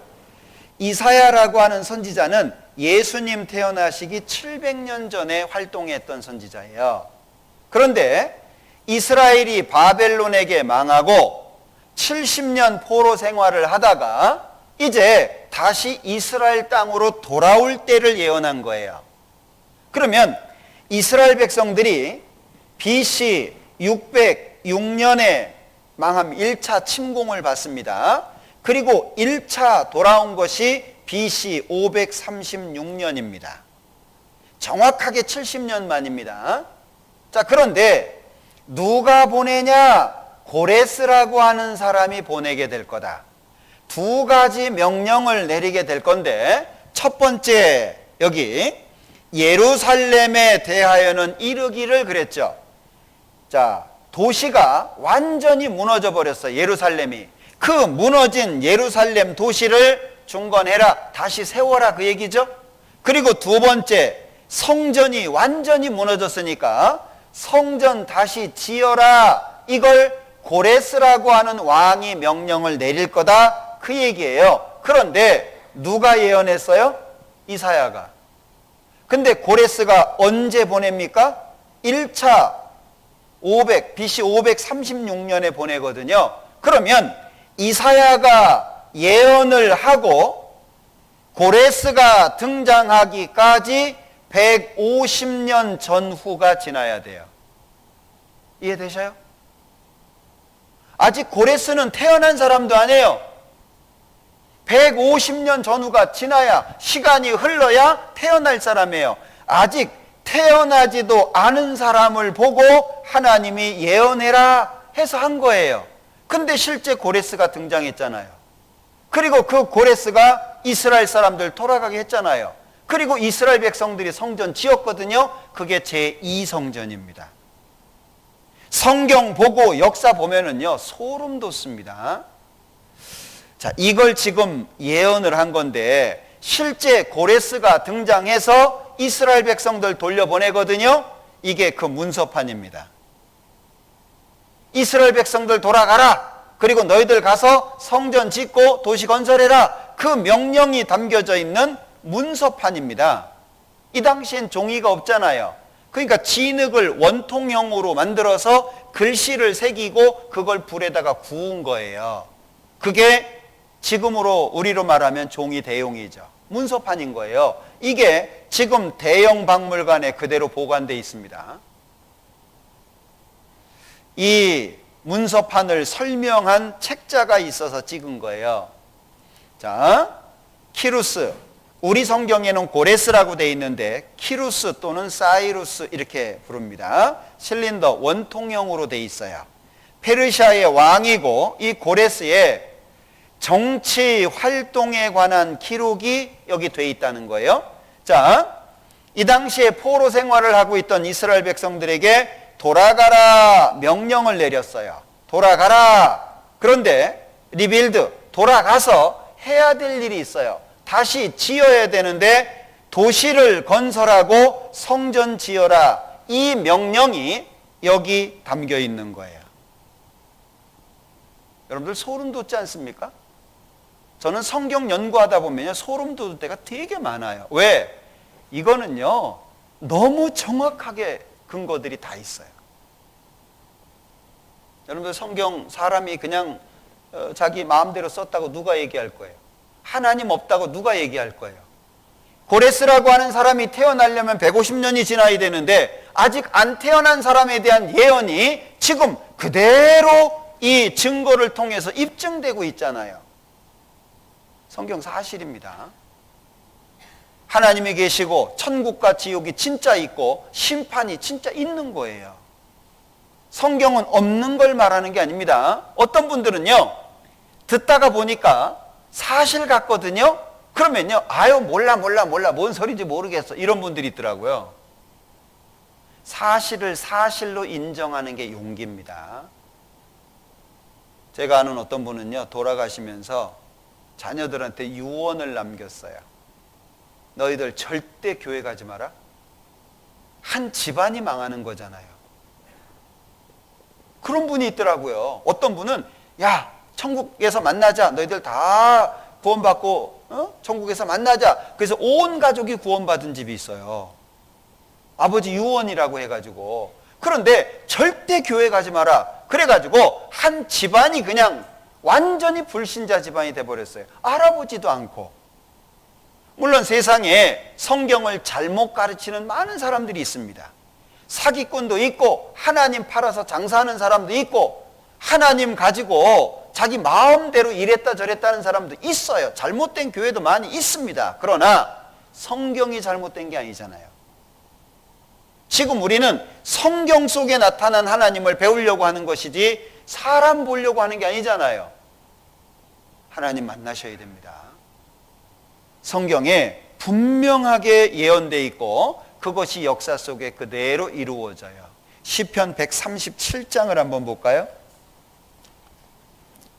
자, 시편 137장입니다.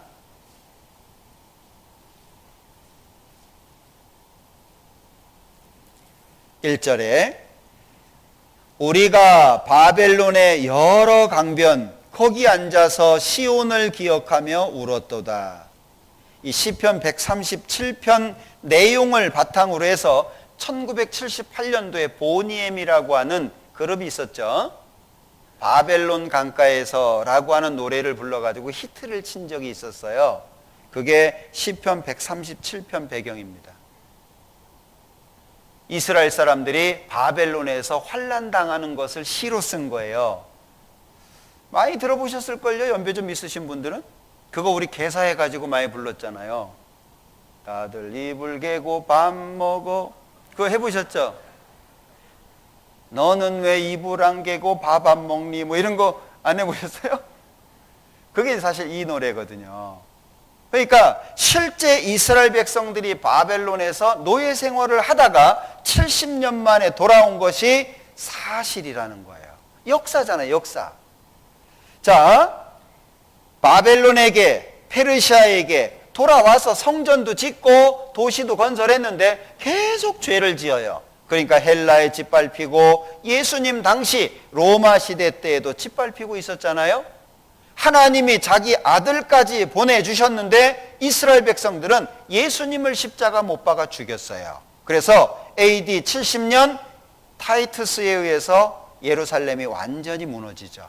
그리고 AD 135년 하드리안 황제 때 법으로 정해버렸어요. 하도 독립운동을 하고 골치 아프게 하니까 이스라엘 사람은 이스라엘 땅에서 못 산다. 그리고 전세기 흩어버렸습니다.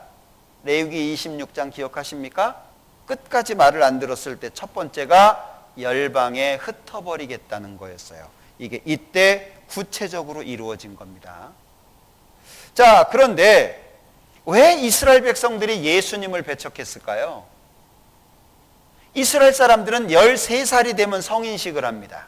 우리나라하고 좀 다르죠. 13살이 되면 성인식을 해요. 성인식 할 때 맨 앞에 성경 5권 달달달 외웁니다. 아주 해박한 지식이 있죠. 하나님을 어렸을 때부터 배웁니다. 세상 지식보다 하나님 지식을 먼저 가르칩니다. 그 위에다가 세상 지식을 가르치거든요. 자, 그렇게 성경을 많이 어렸을 때부터 배운 사람들인데 왜 예수님을 배척했을까요? 지금 우리 시대하고 아주 똑같습니다. 자, 첫째, 하나님이 우리만 택했어. 이게 아주 큽니다. 이스라엘 사람들은. 그래서 자기들만 영혼이 있고 이방인들은 영혼이 없다고 생각하는 사람들까지 있어요. 자, 두 번째. 그러다 보니까 이 교만해졌죠. 영적으로. 하나님이 우리만 택했어. 이것이 있으니까 교만해진 결과가 위선자가 되는 거예요. 하나님 말씀대로 살지 못하면서 하나님 백성이라는 것만 커진 거죠. 거기다가 기복신앙, 영혼을 생각하는 게 없어요. 지금 우리나라도 많은 사람들이 교회를 가면서 원하는 게 뭐예요? 어떻게 하면 병 날까? 어떻게 하면 잘 살까? 어떻게 하면 내가 요구하는 것이 이루어질까? 하나님은 영혼을 바라보고 계신데 사람들은 영혼에 대한 관심이 없어요. 여러분들 지금 친구한테 전화 와가지고 너 뭐하냐? 나 교회에서 말씀 들어.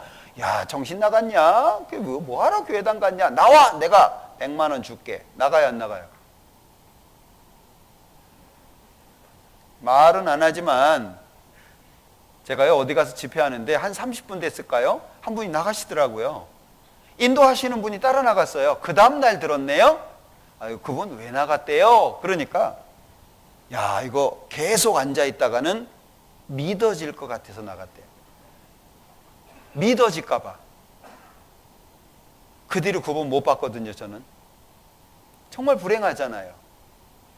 자, 영혼의 문제를 해결하기 전에는 사람은 행복하지 않습니다. 그리고 영적인 무지, 성경을 모르는 거예요.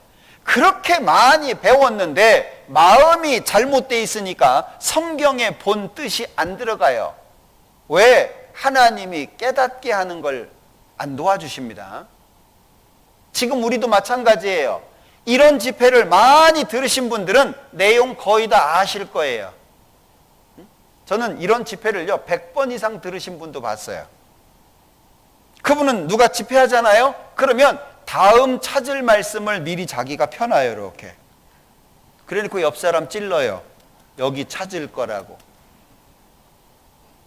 근데 구원을 못 받아요. 이게 지식으로 깨달아지는 게 아닙니다. 지식으로 깨달아질 것 같으면요 머리 좋은 사람들은 다 구원받죠.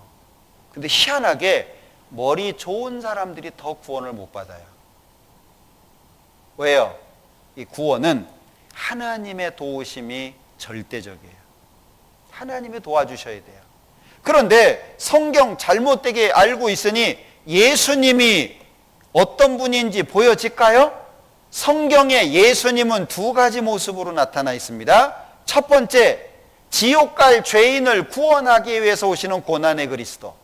두 번째, 만왕의 왕으로 오시는 그리스도. 그런데 자기들 사정이 너무 급하잖아요. 그러니까 고난의 그리스도는 신경도 안 쓰는 거예요. 그리고 오직 만왕의 왕으로 오시는 분만 고대한 거예요. 그래서 예수님 임금 삼으려고 했잖아요. 예수님 그냥 가셨죠. 기대를 하고 있었는데 그 기대가 실망이 돼버렸어요. 이거 가짜네? 그럼 죽여야지. 그렇게 예수님을 따라다녔던 사람들이 예수님 죽이라고 소리를 지른 겁니다. 그래서 이런 얘기를 한 거예요. 여러분들 하나님 믿기 싫으면 죄라도 적게 지세요. 그리고 말 함부로 하지 마세요. 예수 믿으면 뭐 쌀이 나오냐 이런 얘기 절대 하지 마세요. 예수가 어디 있냐 이런 얘기 절대 하지 마세요. 왜? 성경에 이렇게 경고가 돼 있어요. 마태복음 12장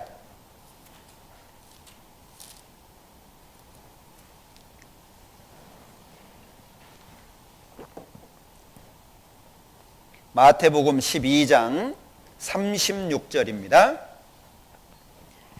내가 너희에게 이르노니 사람이 무슨 무익한 말을 하든지 심판날에 이에 대하여 신문을 받으리니 내 말로 의롭다함을 받고 내 말로 정죄함을 받으리라. 말 때문에 입 조심해야 됩니다. 하지 말아야 되는 말은 절대 하면 안 돼요. 속에서 부글부글 끓는다고 그 말 하죠. 그러면 그대로 심판받습니다. 하나님이 이렇게 정해 놓으신 거예요. 근데 이스라엘 사람들 뭐라 그래요? 아, 예수 죽여라. 그 피를 우리가 받을게. 이것도 크잖아요. 근데 사람은 감정적인 게 커지잖아요. 자기가 책임질 수 없는 말을 해요. 그래서 이 부흥회 할 때 막 박수치고 찬양하고 막 이러잖아요. 그러면 감정이 붕 떠가지고 이게 제정신이 아니에요. 뭐가 된 것 같아요. 근데 정신 차리고 보면 아무것도 없어요. 성경을 배울 때는 마음을 차분하게 가라앉히고 이것이 정말 그러한가 따져보는 마음이 중요한 거예요. 저도 여러분들 기분 좋게 금방 할 수 있어요. 찬송가 박자 빠르게 몇 번 부르고 나면은요 뜨끈뜨끈한 게 올라옵니다. 막 뜨거운 게 확 지나가고 막 불 같은 것이 들어오고 뭐가 된 것 같아요. 그러니까 지팡이 자꾸 가서 지팡이 던지는 거예요. 자기도 모르게 던지는 거예요, 지팡이를. 그리고 부흥회 끝나면 다시 지팡이 찾죠. 왜? 감정이 쑥 사그러지니까. 성경은 그렇게 배우는 게 아니에요. 차분하게 가라앉혀서 냉철한 판단력 할 때 그 냉자가 차가운 거잖아요. 이것이 정말 그러한가 따져봐야 됩니다. 자, 이스라엘 백성들은 우리와 우리 자손에게 돌려라, 자손까지 하지 말아야 될 말을 해버린 거예요. 그들의 역사가 그대로 나타납니다. 누가복음 23장에 예수께서 돌이켜 그들을 향하여 가라사대 예루살렘의 딸들아 나를 위하여 울지 말고 너희와 너희 자녀를 위하여 울라. 제가 저 서울의 분당 지역 이렇게 가다가요 프랭카드가 걸린 걸 봤어요.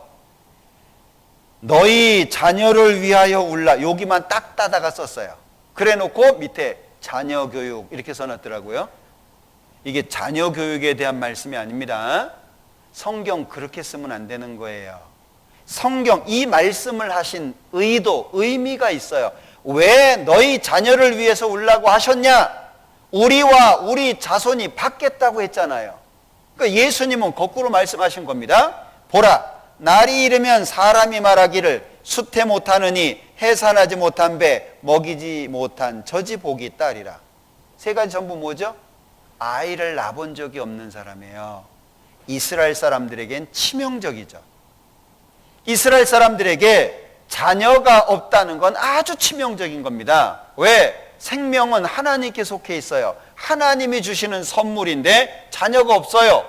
그럼 하나님 앞에 복 못 받은 사람이잖아요. 수치스럽게 생각하거든요. 그런데 예수님을 십자가에 죽인 죄로 심판을 받을 때 얼마나 큰 심판이냐? 차라리 자식 없는 게 낫다.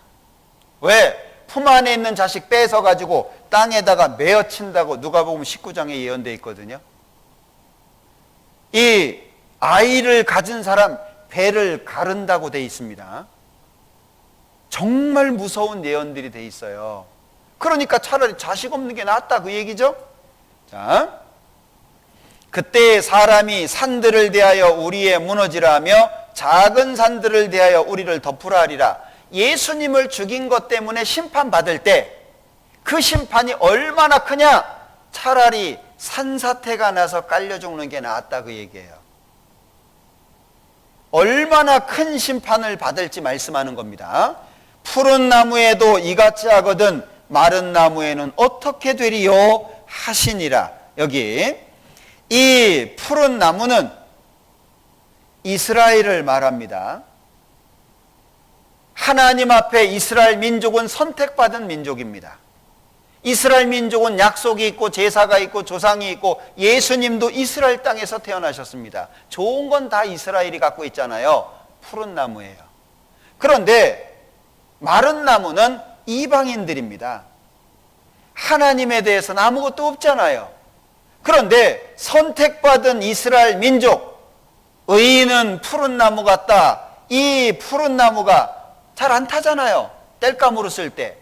그러면 푸른 나무가 이렇게 활활 탄다면 마른 나무는 얼마나 더 잘 타겠냐 그 얘기예요. 하나님의 백성 이스라엘이 이렇게 심판을 받는다면 이방인은 어떻게 될 거냐? 그러면 두 가지죠. 심판의 이유가 하나님 말씀에 대한 불순종입니다. 또 뭐죠? 예수님을 십자가에 죽이는 거예요. 예수님 안 받아들이는 거죠. 우리는 예수 죽여라 이렇게 할 수는 없잖아요. 그러나 예수님을 마음에 받아들이지 않는 것을 말하는 거예요. 이게 이스라엘은 우리의 샘플입니다. 자, 그리스도를 배척한 결과 약속돼 있죠? 그대로 다 이루어졌어요. 전 세계에 흩어집니다. 가는 곳마다 죽임을 당합니다.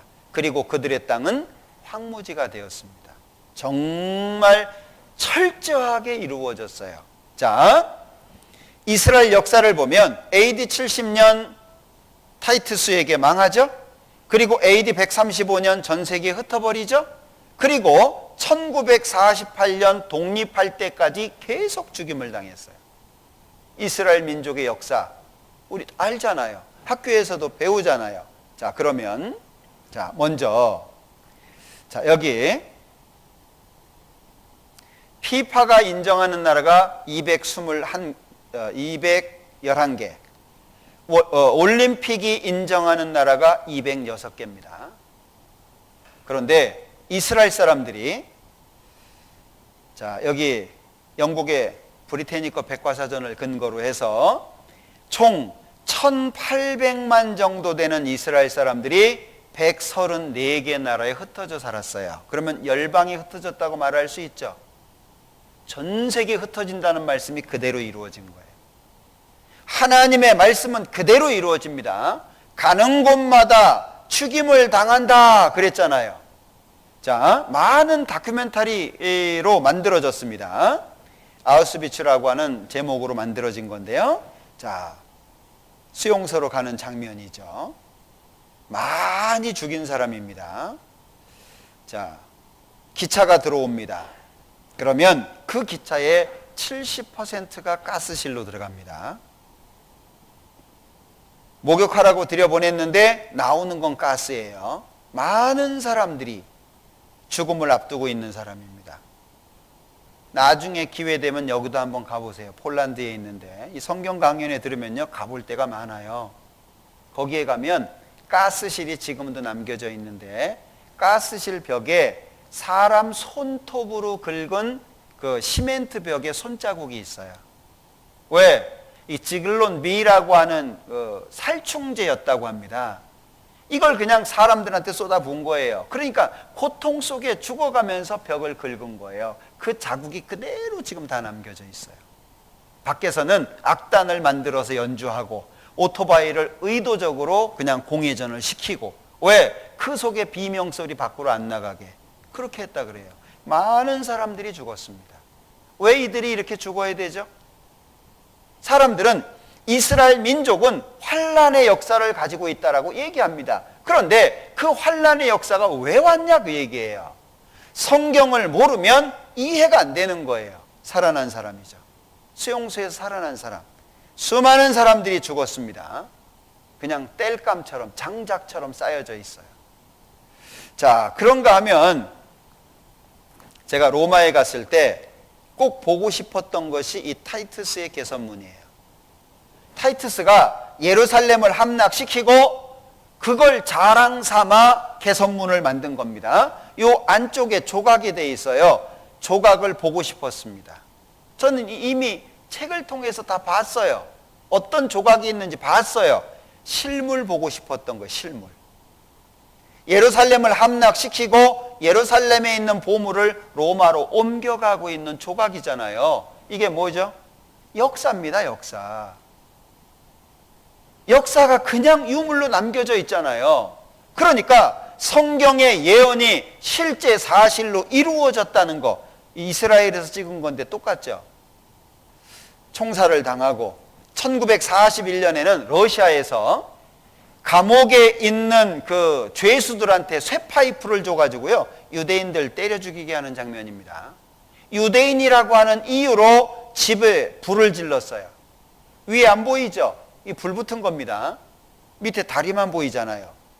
자, 미국의 워싱턴에 가면 이 홀로코스트 학살 기념관이 있어요.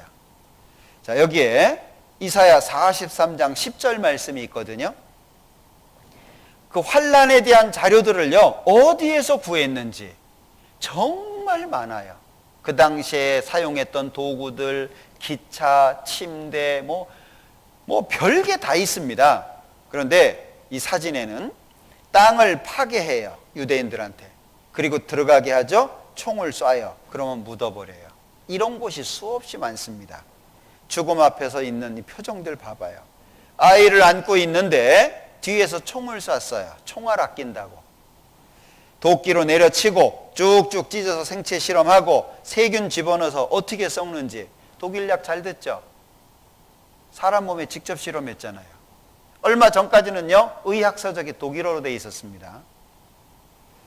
사람 머리 잘라서 박제 만들고 별별 실험을 다 합니다. 살아있는 사람 가슴을 해부하고 골을 쪼개서 실험을 하고 사람 몸에 있는 기름 빼내가지고 비누 만들어 쓰고. 여기는 독일에 가서 이 수용소 가서 처음 봤는데요, 여기 벽에 이런 갈고리가 걸려 있더라고요. 여기는 지하실입니다. 1층에서 뚜껑을 열면 여기가 보이는 거예요. 비스듬하게. 그러면 가스실에서 죽은 시신들을 가져다가 여기다가 내려보내는 거죠. 그리고 갔다가 이제 소각시키는 거예요. 소각장입니다. 그런데 이게 있어요. 이게 뭐냐 그랬더니 이제 죽어서 데리고 온 거죠. 근데 아직 안 죽은 거예요. 응? 죽었다고 해서 데리고 왔는데 아직 안 죽은 겁니다. 그러면 우리 왜 정육점에 가면 갈고리로 고기 찍어가지고 걸어놓죠. 목을 찍어서 여기다가 걸어 놓은 거래요. 그래도 안 죽으면 큰 망치로 머리를 쳤다 그러더라고요. 정말 잔인한 역사입니다. 이게 사람 피부입니다. 사람 피부를요 얇게 벗겨가지고 종이 대신 쓴 거예요. 정말 잔인하지 않습니까? 베르겐벨젠이라고 하는 독일의 수용소인데요. 그냥 평지잖아요. 공원 같잖아요. 여기 800명 묻혀 있어요. 여기는 1000명이 묻혀 있고, 여기는 2500명이 묻혀 있고, 여기는 5000명이 묻혀 있어요. 숫자나 맞겠어요? 얀네 일기 읽어보셨죠? 얀네 프랑크의 무덤이 여기 있습니다. 이거는 폴란드에 있는 아우슈비츠 수용소에 그 정문에 쓰여져 있는 아르바이트 프라이, 그러니까 노동은 자유를 준다라고 하는 그런 문구인데요. 정말 많은 사람들 죽였습니다. 일 시키고 일 못하면 죽이고. 당시 사진들이죠. 시체가 즐비하잖아요. 그냥 땅 파고 묻은 거예요. 숫자나 맞겠어요? 얼마나 많은 사람들이 죽었는지. 이들도 한때 행복했던 때가 있었어요. 재미나게 살 때가 있었어요. 그런데 느닷없이 이제 쫓기는 신세가 됐고, 그리고 죽임을 당하는 신세가 됐어요. 하루아침에 수많은 사람들이 죽었습니다. 이것이 유태인 수용소다. 여기 엘리 위젤이라고 하는 사람입니다. 극적으로 살아나가지고 1986년도입니까? 노벨 평화상을 탔어요. 수용소 내부가 얼마나 비참했는지를 아주 생생하게 증언을 했잖아요. 먹을 것을 안 줍니다. 조금밖에 안 줍니다. 그러니까 아버지하고 아들하고 둘이 수용소에 들어가는데 아들이 아버지를 두들겨 패고 아버지 걸 뺏어 먹는 장면부터 시작해가지고요. 아주 그 안의 모습이 너무나도 비참한 그런 모습이 증언이 돼 있어요. 자, 여기 세 분이 보여요. 요 세 분입니다. 수용소에서 실제 살다가 극적으로 살아난 분이에요. 이 세 분한테 요거 물어본 거예요. 이거 왜 여기다가 박아놨냐? 예? 저는 뭐 성경과 관련된 얘기를 좀 들을까 싶어가지고 왜 벽에다가 너희는 나의 증인이라고 이거 써놨냐? 그랬더니요. 정말 실망스러웠어요. 우리가 환난받은 민족이기 때문에 그걸 전 세계에 알려야 되고, 그리고 다시는 이런 역사가 없어야 된다는 걸 알려야 된대요. 그 얘기 듣고 너무 실망이 됐어요. 하나님의 백성 이스라엘 민족들이 성경에 대해서 이렇게 무지하냐. 그래서 증거 삼으려고 사진 좀 찍자고 했어요. 온 바다가 잉크로 채워져 있고 온 세계의 갈대가 펜이며 온 세계인이 글을 쓴다 해도 유태인이 받은 밖에를 모두 쓰기는 어렵다. 왜요? 보라는 거예요. 이스라엘 민족은 샘플입니다. 나한테 보라고 주신 거예요. 이스라엘 민족이 하나님 말씀에 불순종하고 예수님을 십자가에 죽여서 이렇게 심판을 받았다. 너 어떻게 할래? 우리한테 너무 중요한 문제를 얘기하고 있는 겁니다. 그런데 많은 분들이 그냥 닫고 듣는 것 같아요. 정말 안타깝습니다. 특히 연세 드신 분들은 잘 들으셔야 됩니다. 기회가 많지 않아요. 저희 어머님은 몸에 피가 안 생기셨어요. 그런 병이 있어요. 피가 안 생겨요. 그래서 3개월에 한 번씩 수혈을 받아야 돼요. 그런데 얼마 전에 수혈 받으러 가셨어요. 죽으러 가신 게 아니고 수혈 받으러 가신 거예요. 그래서 아침에 아버님하고 얘기를 하셨대요. 우리 빨리 가서 수혈 얼른 받고 오게. 아침에 일찍 출발을 하신 거예요. 수혈 받고 빨리 오려고. 그날 돌아가셨어요. 여러분들 죽음을 누가 예비합니까? 언제 죽을지, 어떻게 죽을지 압니까? 자신한다고요? 난 건강하다고요? 건강한 사람이 그냥 한 번에 갑니다. 자기의 생명, 자기가 못 지켜요. 저도 되게 황당하더라고요.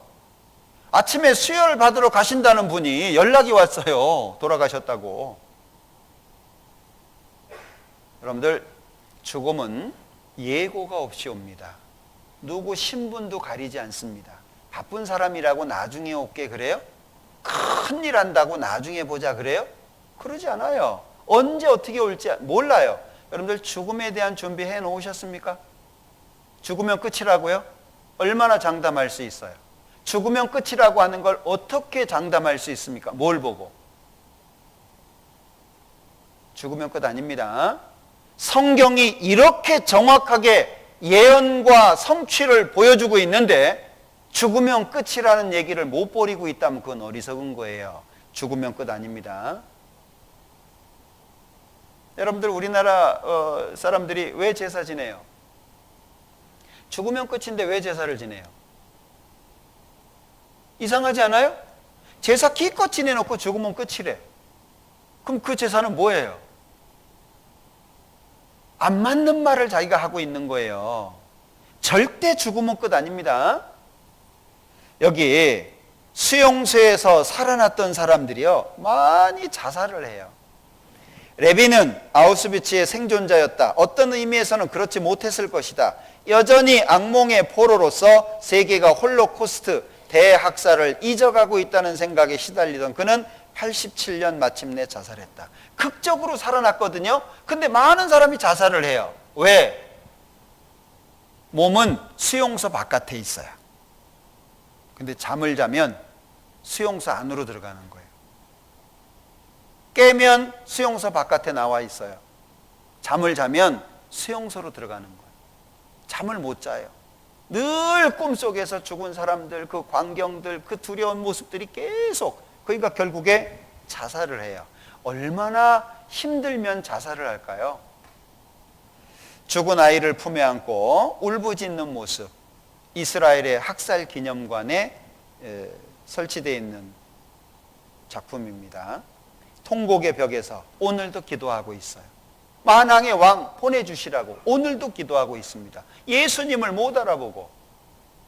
자, 우리는 기억해야 될 것이 있어요. 자, 이스라엘이 망한 때부터 예수님 오실 때까지 불순종 때문에 계속 남의 나라에 짓밟혔잖아요. 바벨론, 페르시아, 헬라, 로마, 아시리아부터 시작해서 로마 때까지 계속 짓밟혔잖아요. 이유가 뭐예요? 하나님 말씀에 불순종했기 때문에. 그리고 예수님 십자가에 죽인 이후 이스라엘이 독립할 때까지 계속 지배를 받았죠. 계속. 이유가 뭐예요? 예수님 십자가에 죽인 것 때문에. 그 피를 우리와 우리 자손에게 돌릴지어다. 그것이 역사 속에 그대로 이루어졌습니다. 그럼 보셔요. 이스라엘 역사는 예언이 있고 성취가 있어요. 미리 말씀하신 것이 있고 그대로 이루어지는 것이 있어요. 왜? 뭘 증명하려고? 목적이 뭐죠? 하나님 증명하는 게 목적이에요. 그러니까 하나님은 환상을 봤다든지 음성을 들었다든지, 어떤 분들은요 음성을 그렇게 잘 들으시더라고. 하나님 음성을. 네? 내가 너를 사랑한다 음성으로 들려준대요. 네? 어떤 분은요 새벽 기도를 갔답니다. 마룻바닥에서 새벽 기도를 하고 있는데 갑자기 이제 잔잔한 교회당이 호수가 되는 거예요. 자기 눈에 잔잔한 호수가, 김도 모락모락 올라오고 분위기 좋죠? 그리고 음성이 들리는 거예요. 내가 너를 사랑하노라 노라. 에코까지 넣어가지고 막 그걸 사람들 앞에 간증을 하면 하나님 은혜 지 혼자 다 받는다고 또 시기한대요. 성경엔 그런 거 없습니다. 하나님은 성경을 통해서, 문자적인 역사를 통해서, 예언이 성취되는 걸 통해서 자신을 증명하시는 거예요. 목사님들은 또 신학교까지 지정해 주시대요. 요새 내가 너를 목자로 쓸 테니까 어느 신학교 가거라 이렇게 지정해 주신대요. 참 하나님 바쁘셔요. 여러분들, 예언이 그대로 이루어지는 것을 통해서 하나님이 증명되는 겁니다. 이게 성경적인 방법이에요. 그래서 이제 이 일이 이루기 전에 너희에게 말한 것은 이 일이 이룰 때에 너희로 어떻게 해요? 믿게.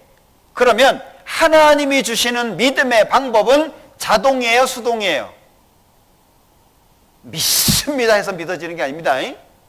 믿습니다 많이 하면요 세련돼 가지고 믿습니다 이러잖아요. 막 슉슉 소리 나는데 그건 믿음하고 상관없어요. 믿음은 수동이에요. 믿을 만한 증거를 봐야 믿어지는 거예요. 이게 그 말씀이잖아요. 미리 말한 이유가 뭐냐? 그대로 이루어질 때 너희로 믿게 하려 함이라. 그리고 만군의 여호와께서 맹사하여 가라사대 나의 생각한 것이 반드시 되며 나의 경영한 것이 반드시 이루리라. 하나님이시니까 그걸 우리가 확인하자는 거예요. 그러면 너희는 옛적 일을 기억하라. 나는 하나님이라. 나 외에 다른 이가 없느니라. 나는 하나님이라. 나 같은 이가 없느니라. 사실이잖아요. 하나님만이 참된 신이고 하나님만이 진짜 신이잖아요. 이렇게 증명한 신이 있어요? 이렇게 확인된 믿음을 믿어보셨습니까? 그러니까 모든 종교는 선을 강조하는 거예요. 착하게 살면 좋은 데 간다. 그건 거짓입니다. 왠지 아십니까? 착하게 사실 수 있으세요? 가끔 문득 떠오르죠. 옛날에 지었던 죄. 생각하려고 한 게 아니죠. 나도 모르게 문득 떠오르죠. 죄는 안 없어집니다. 죄의 삭은 사망이라고 성경에 언급하셨어요. 착하게 살 수 있으세요? 착하게 살려고 애쓰는 거죠. 착하게 살려고 노력하는 거예요. 그런데 착하게 살려고 노력하는 사람은 더 힘들어요. 부모에게 효도해야 된다 하는 사람은요, 효도가 얼마나 힘든지 알아요. 근데 효도 못하는 사람들은요, 가끔 용돈 한번 드리고 가끔 인사하고 집 찾아갈 때 뭐 선물 하나 하고 이러면 효 다 했다고 생각해요. 여러분들 착하게 살 수 있는 사람이 없습니다. 하나님을 만나야 진짜 착하게 살 수 있어요. 마음이 고장나는데 어떻게 착하게 살아요? 마음에 욕심이 잔뜩 껴있는데 어떻게 착하게 살아요? 욕심이 잉태한 즉 죄를 낳고 죄가 장성한 즉 사망을 낳는다는데 욕심 빼낼 수 있으세요? 안 됩니다. 우리에겐 하나님이 필요해요. 하나님이 계셔야 돼요. 그래서 우리가 성경을 구체적으로 배우는 거예요. 이번에 꼭 성경 잘 배우셔가지고 하나님 만나셔야 됩니다. 그래서 진짜 이게 행복이구나. 사람이 이렇게 사는 거구나. 그거 경험하시면서 사셔야 돼요. 같이 기도하겠습니다. 우리를 사랑하시는 자비로우신 주님, 참으로 감사합니다. 성경을 계속 배워가고 있습니다. 하나님 도와주셔서 바르게 알고 믿을 수 있도록 도와주시고 성경에 말씀해 주신 모든 내용들을 하나님의 도우심으로 잘 알아들을 수 있도록 역사해 주시기를 원합니다. 내일도 함께 해 주시기를 원하면서 예수님의 이름으로 기도합니다. 아멘.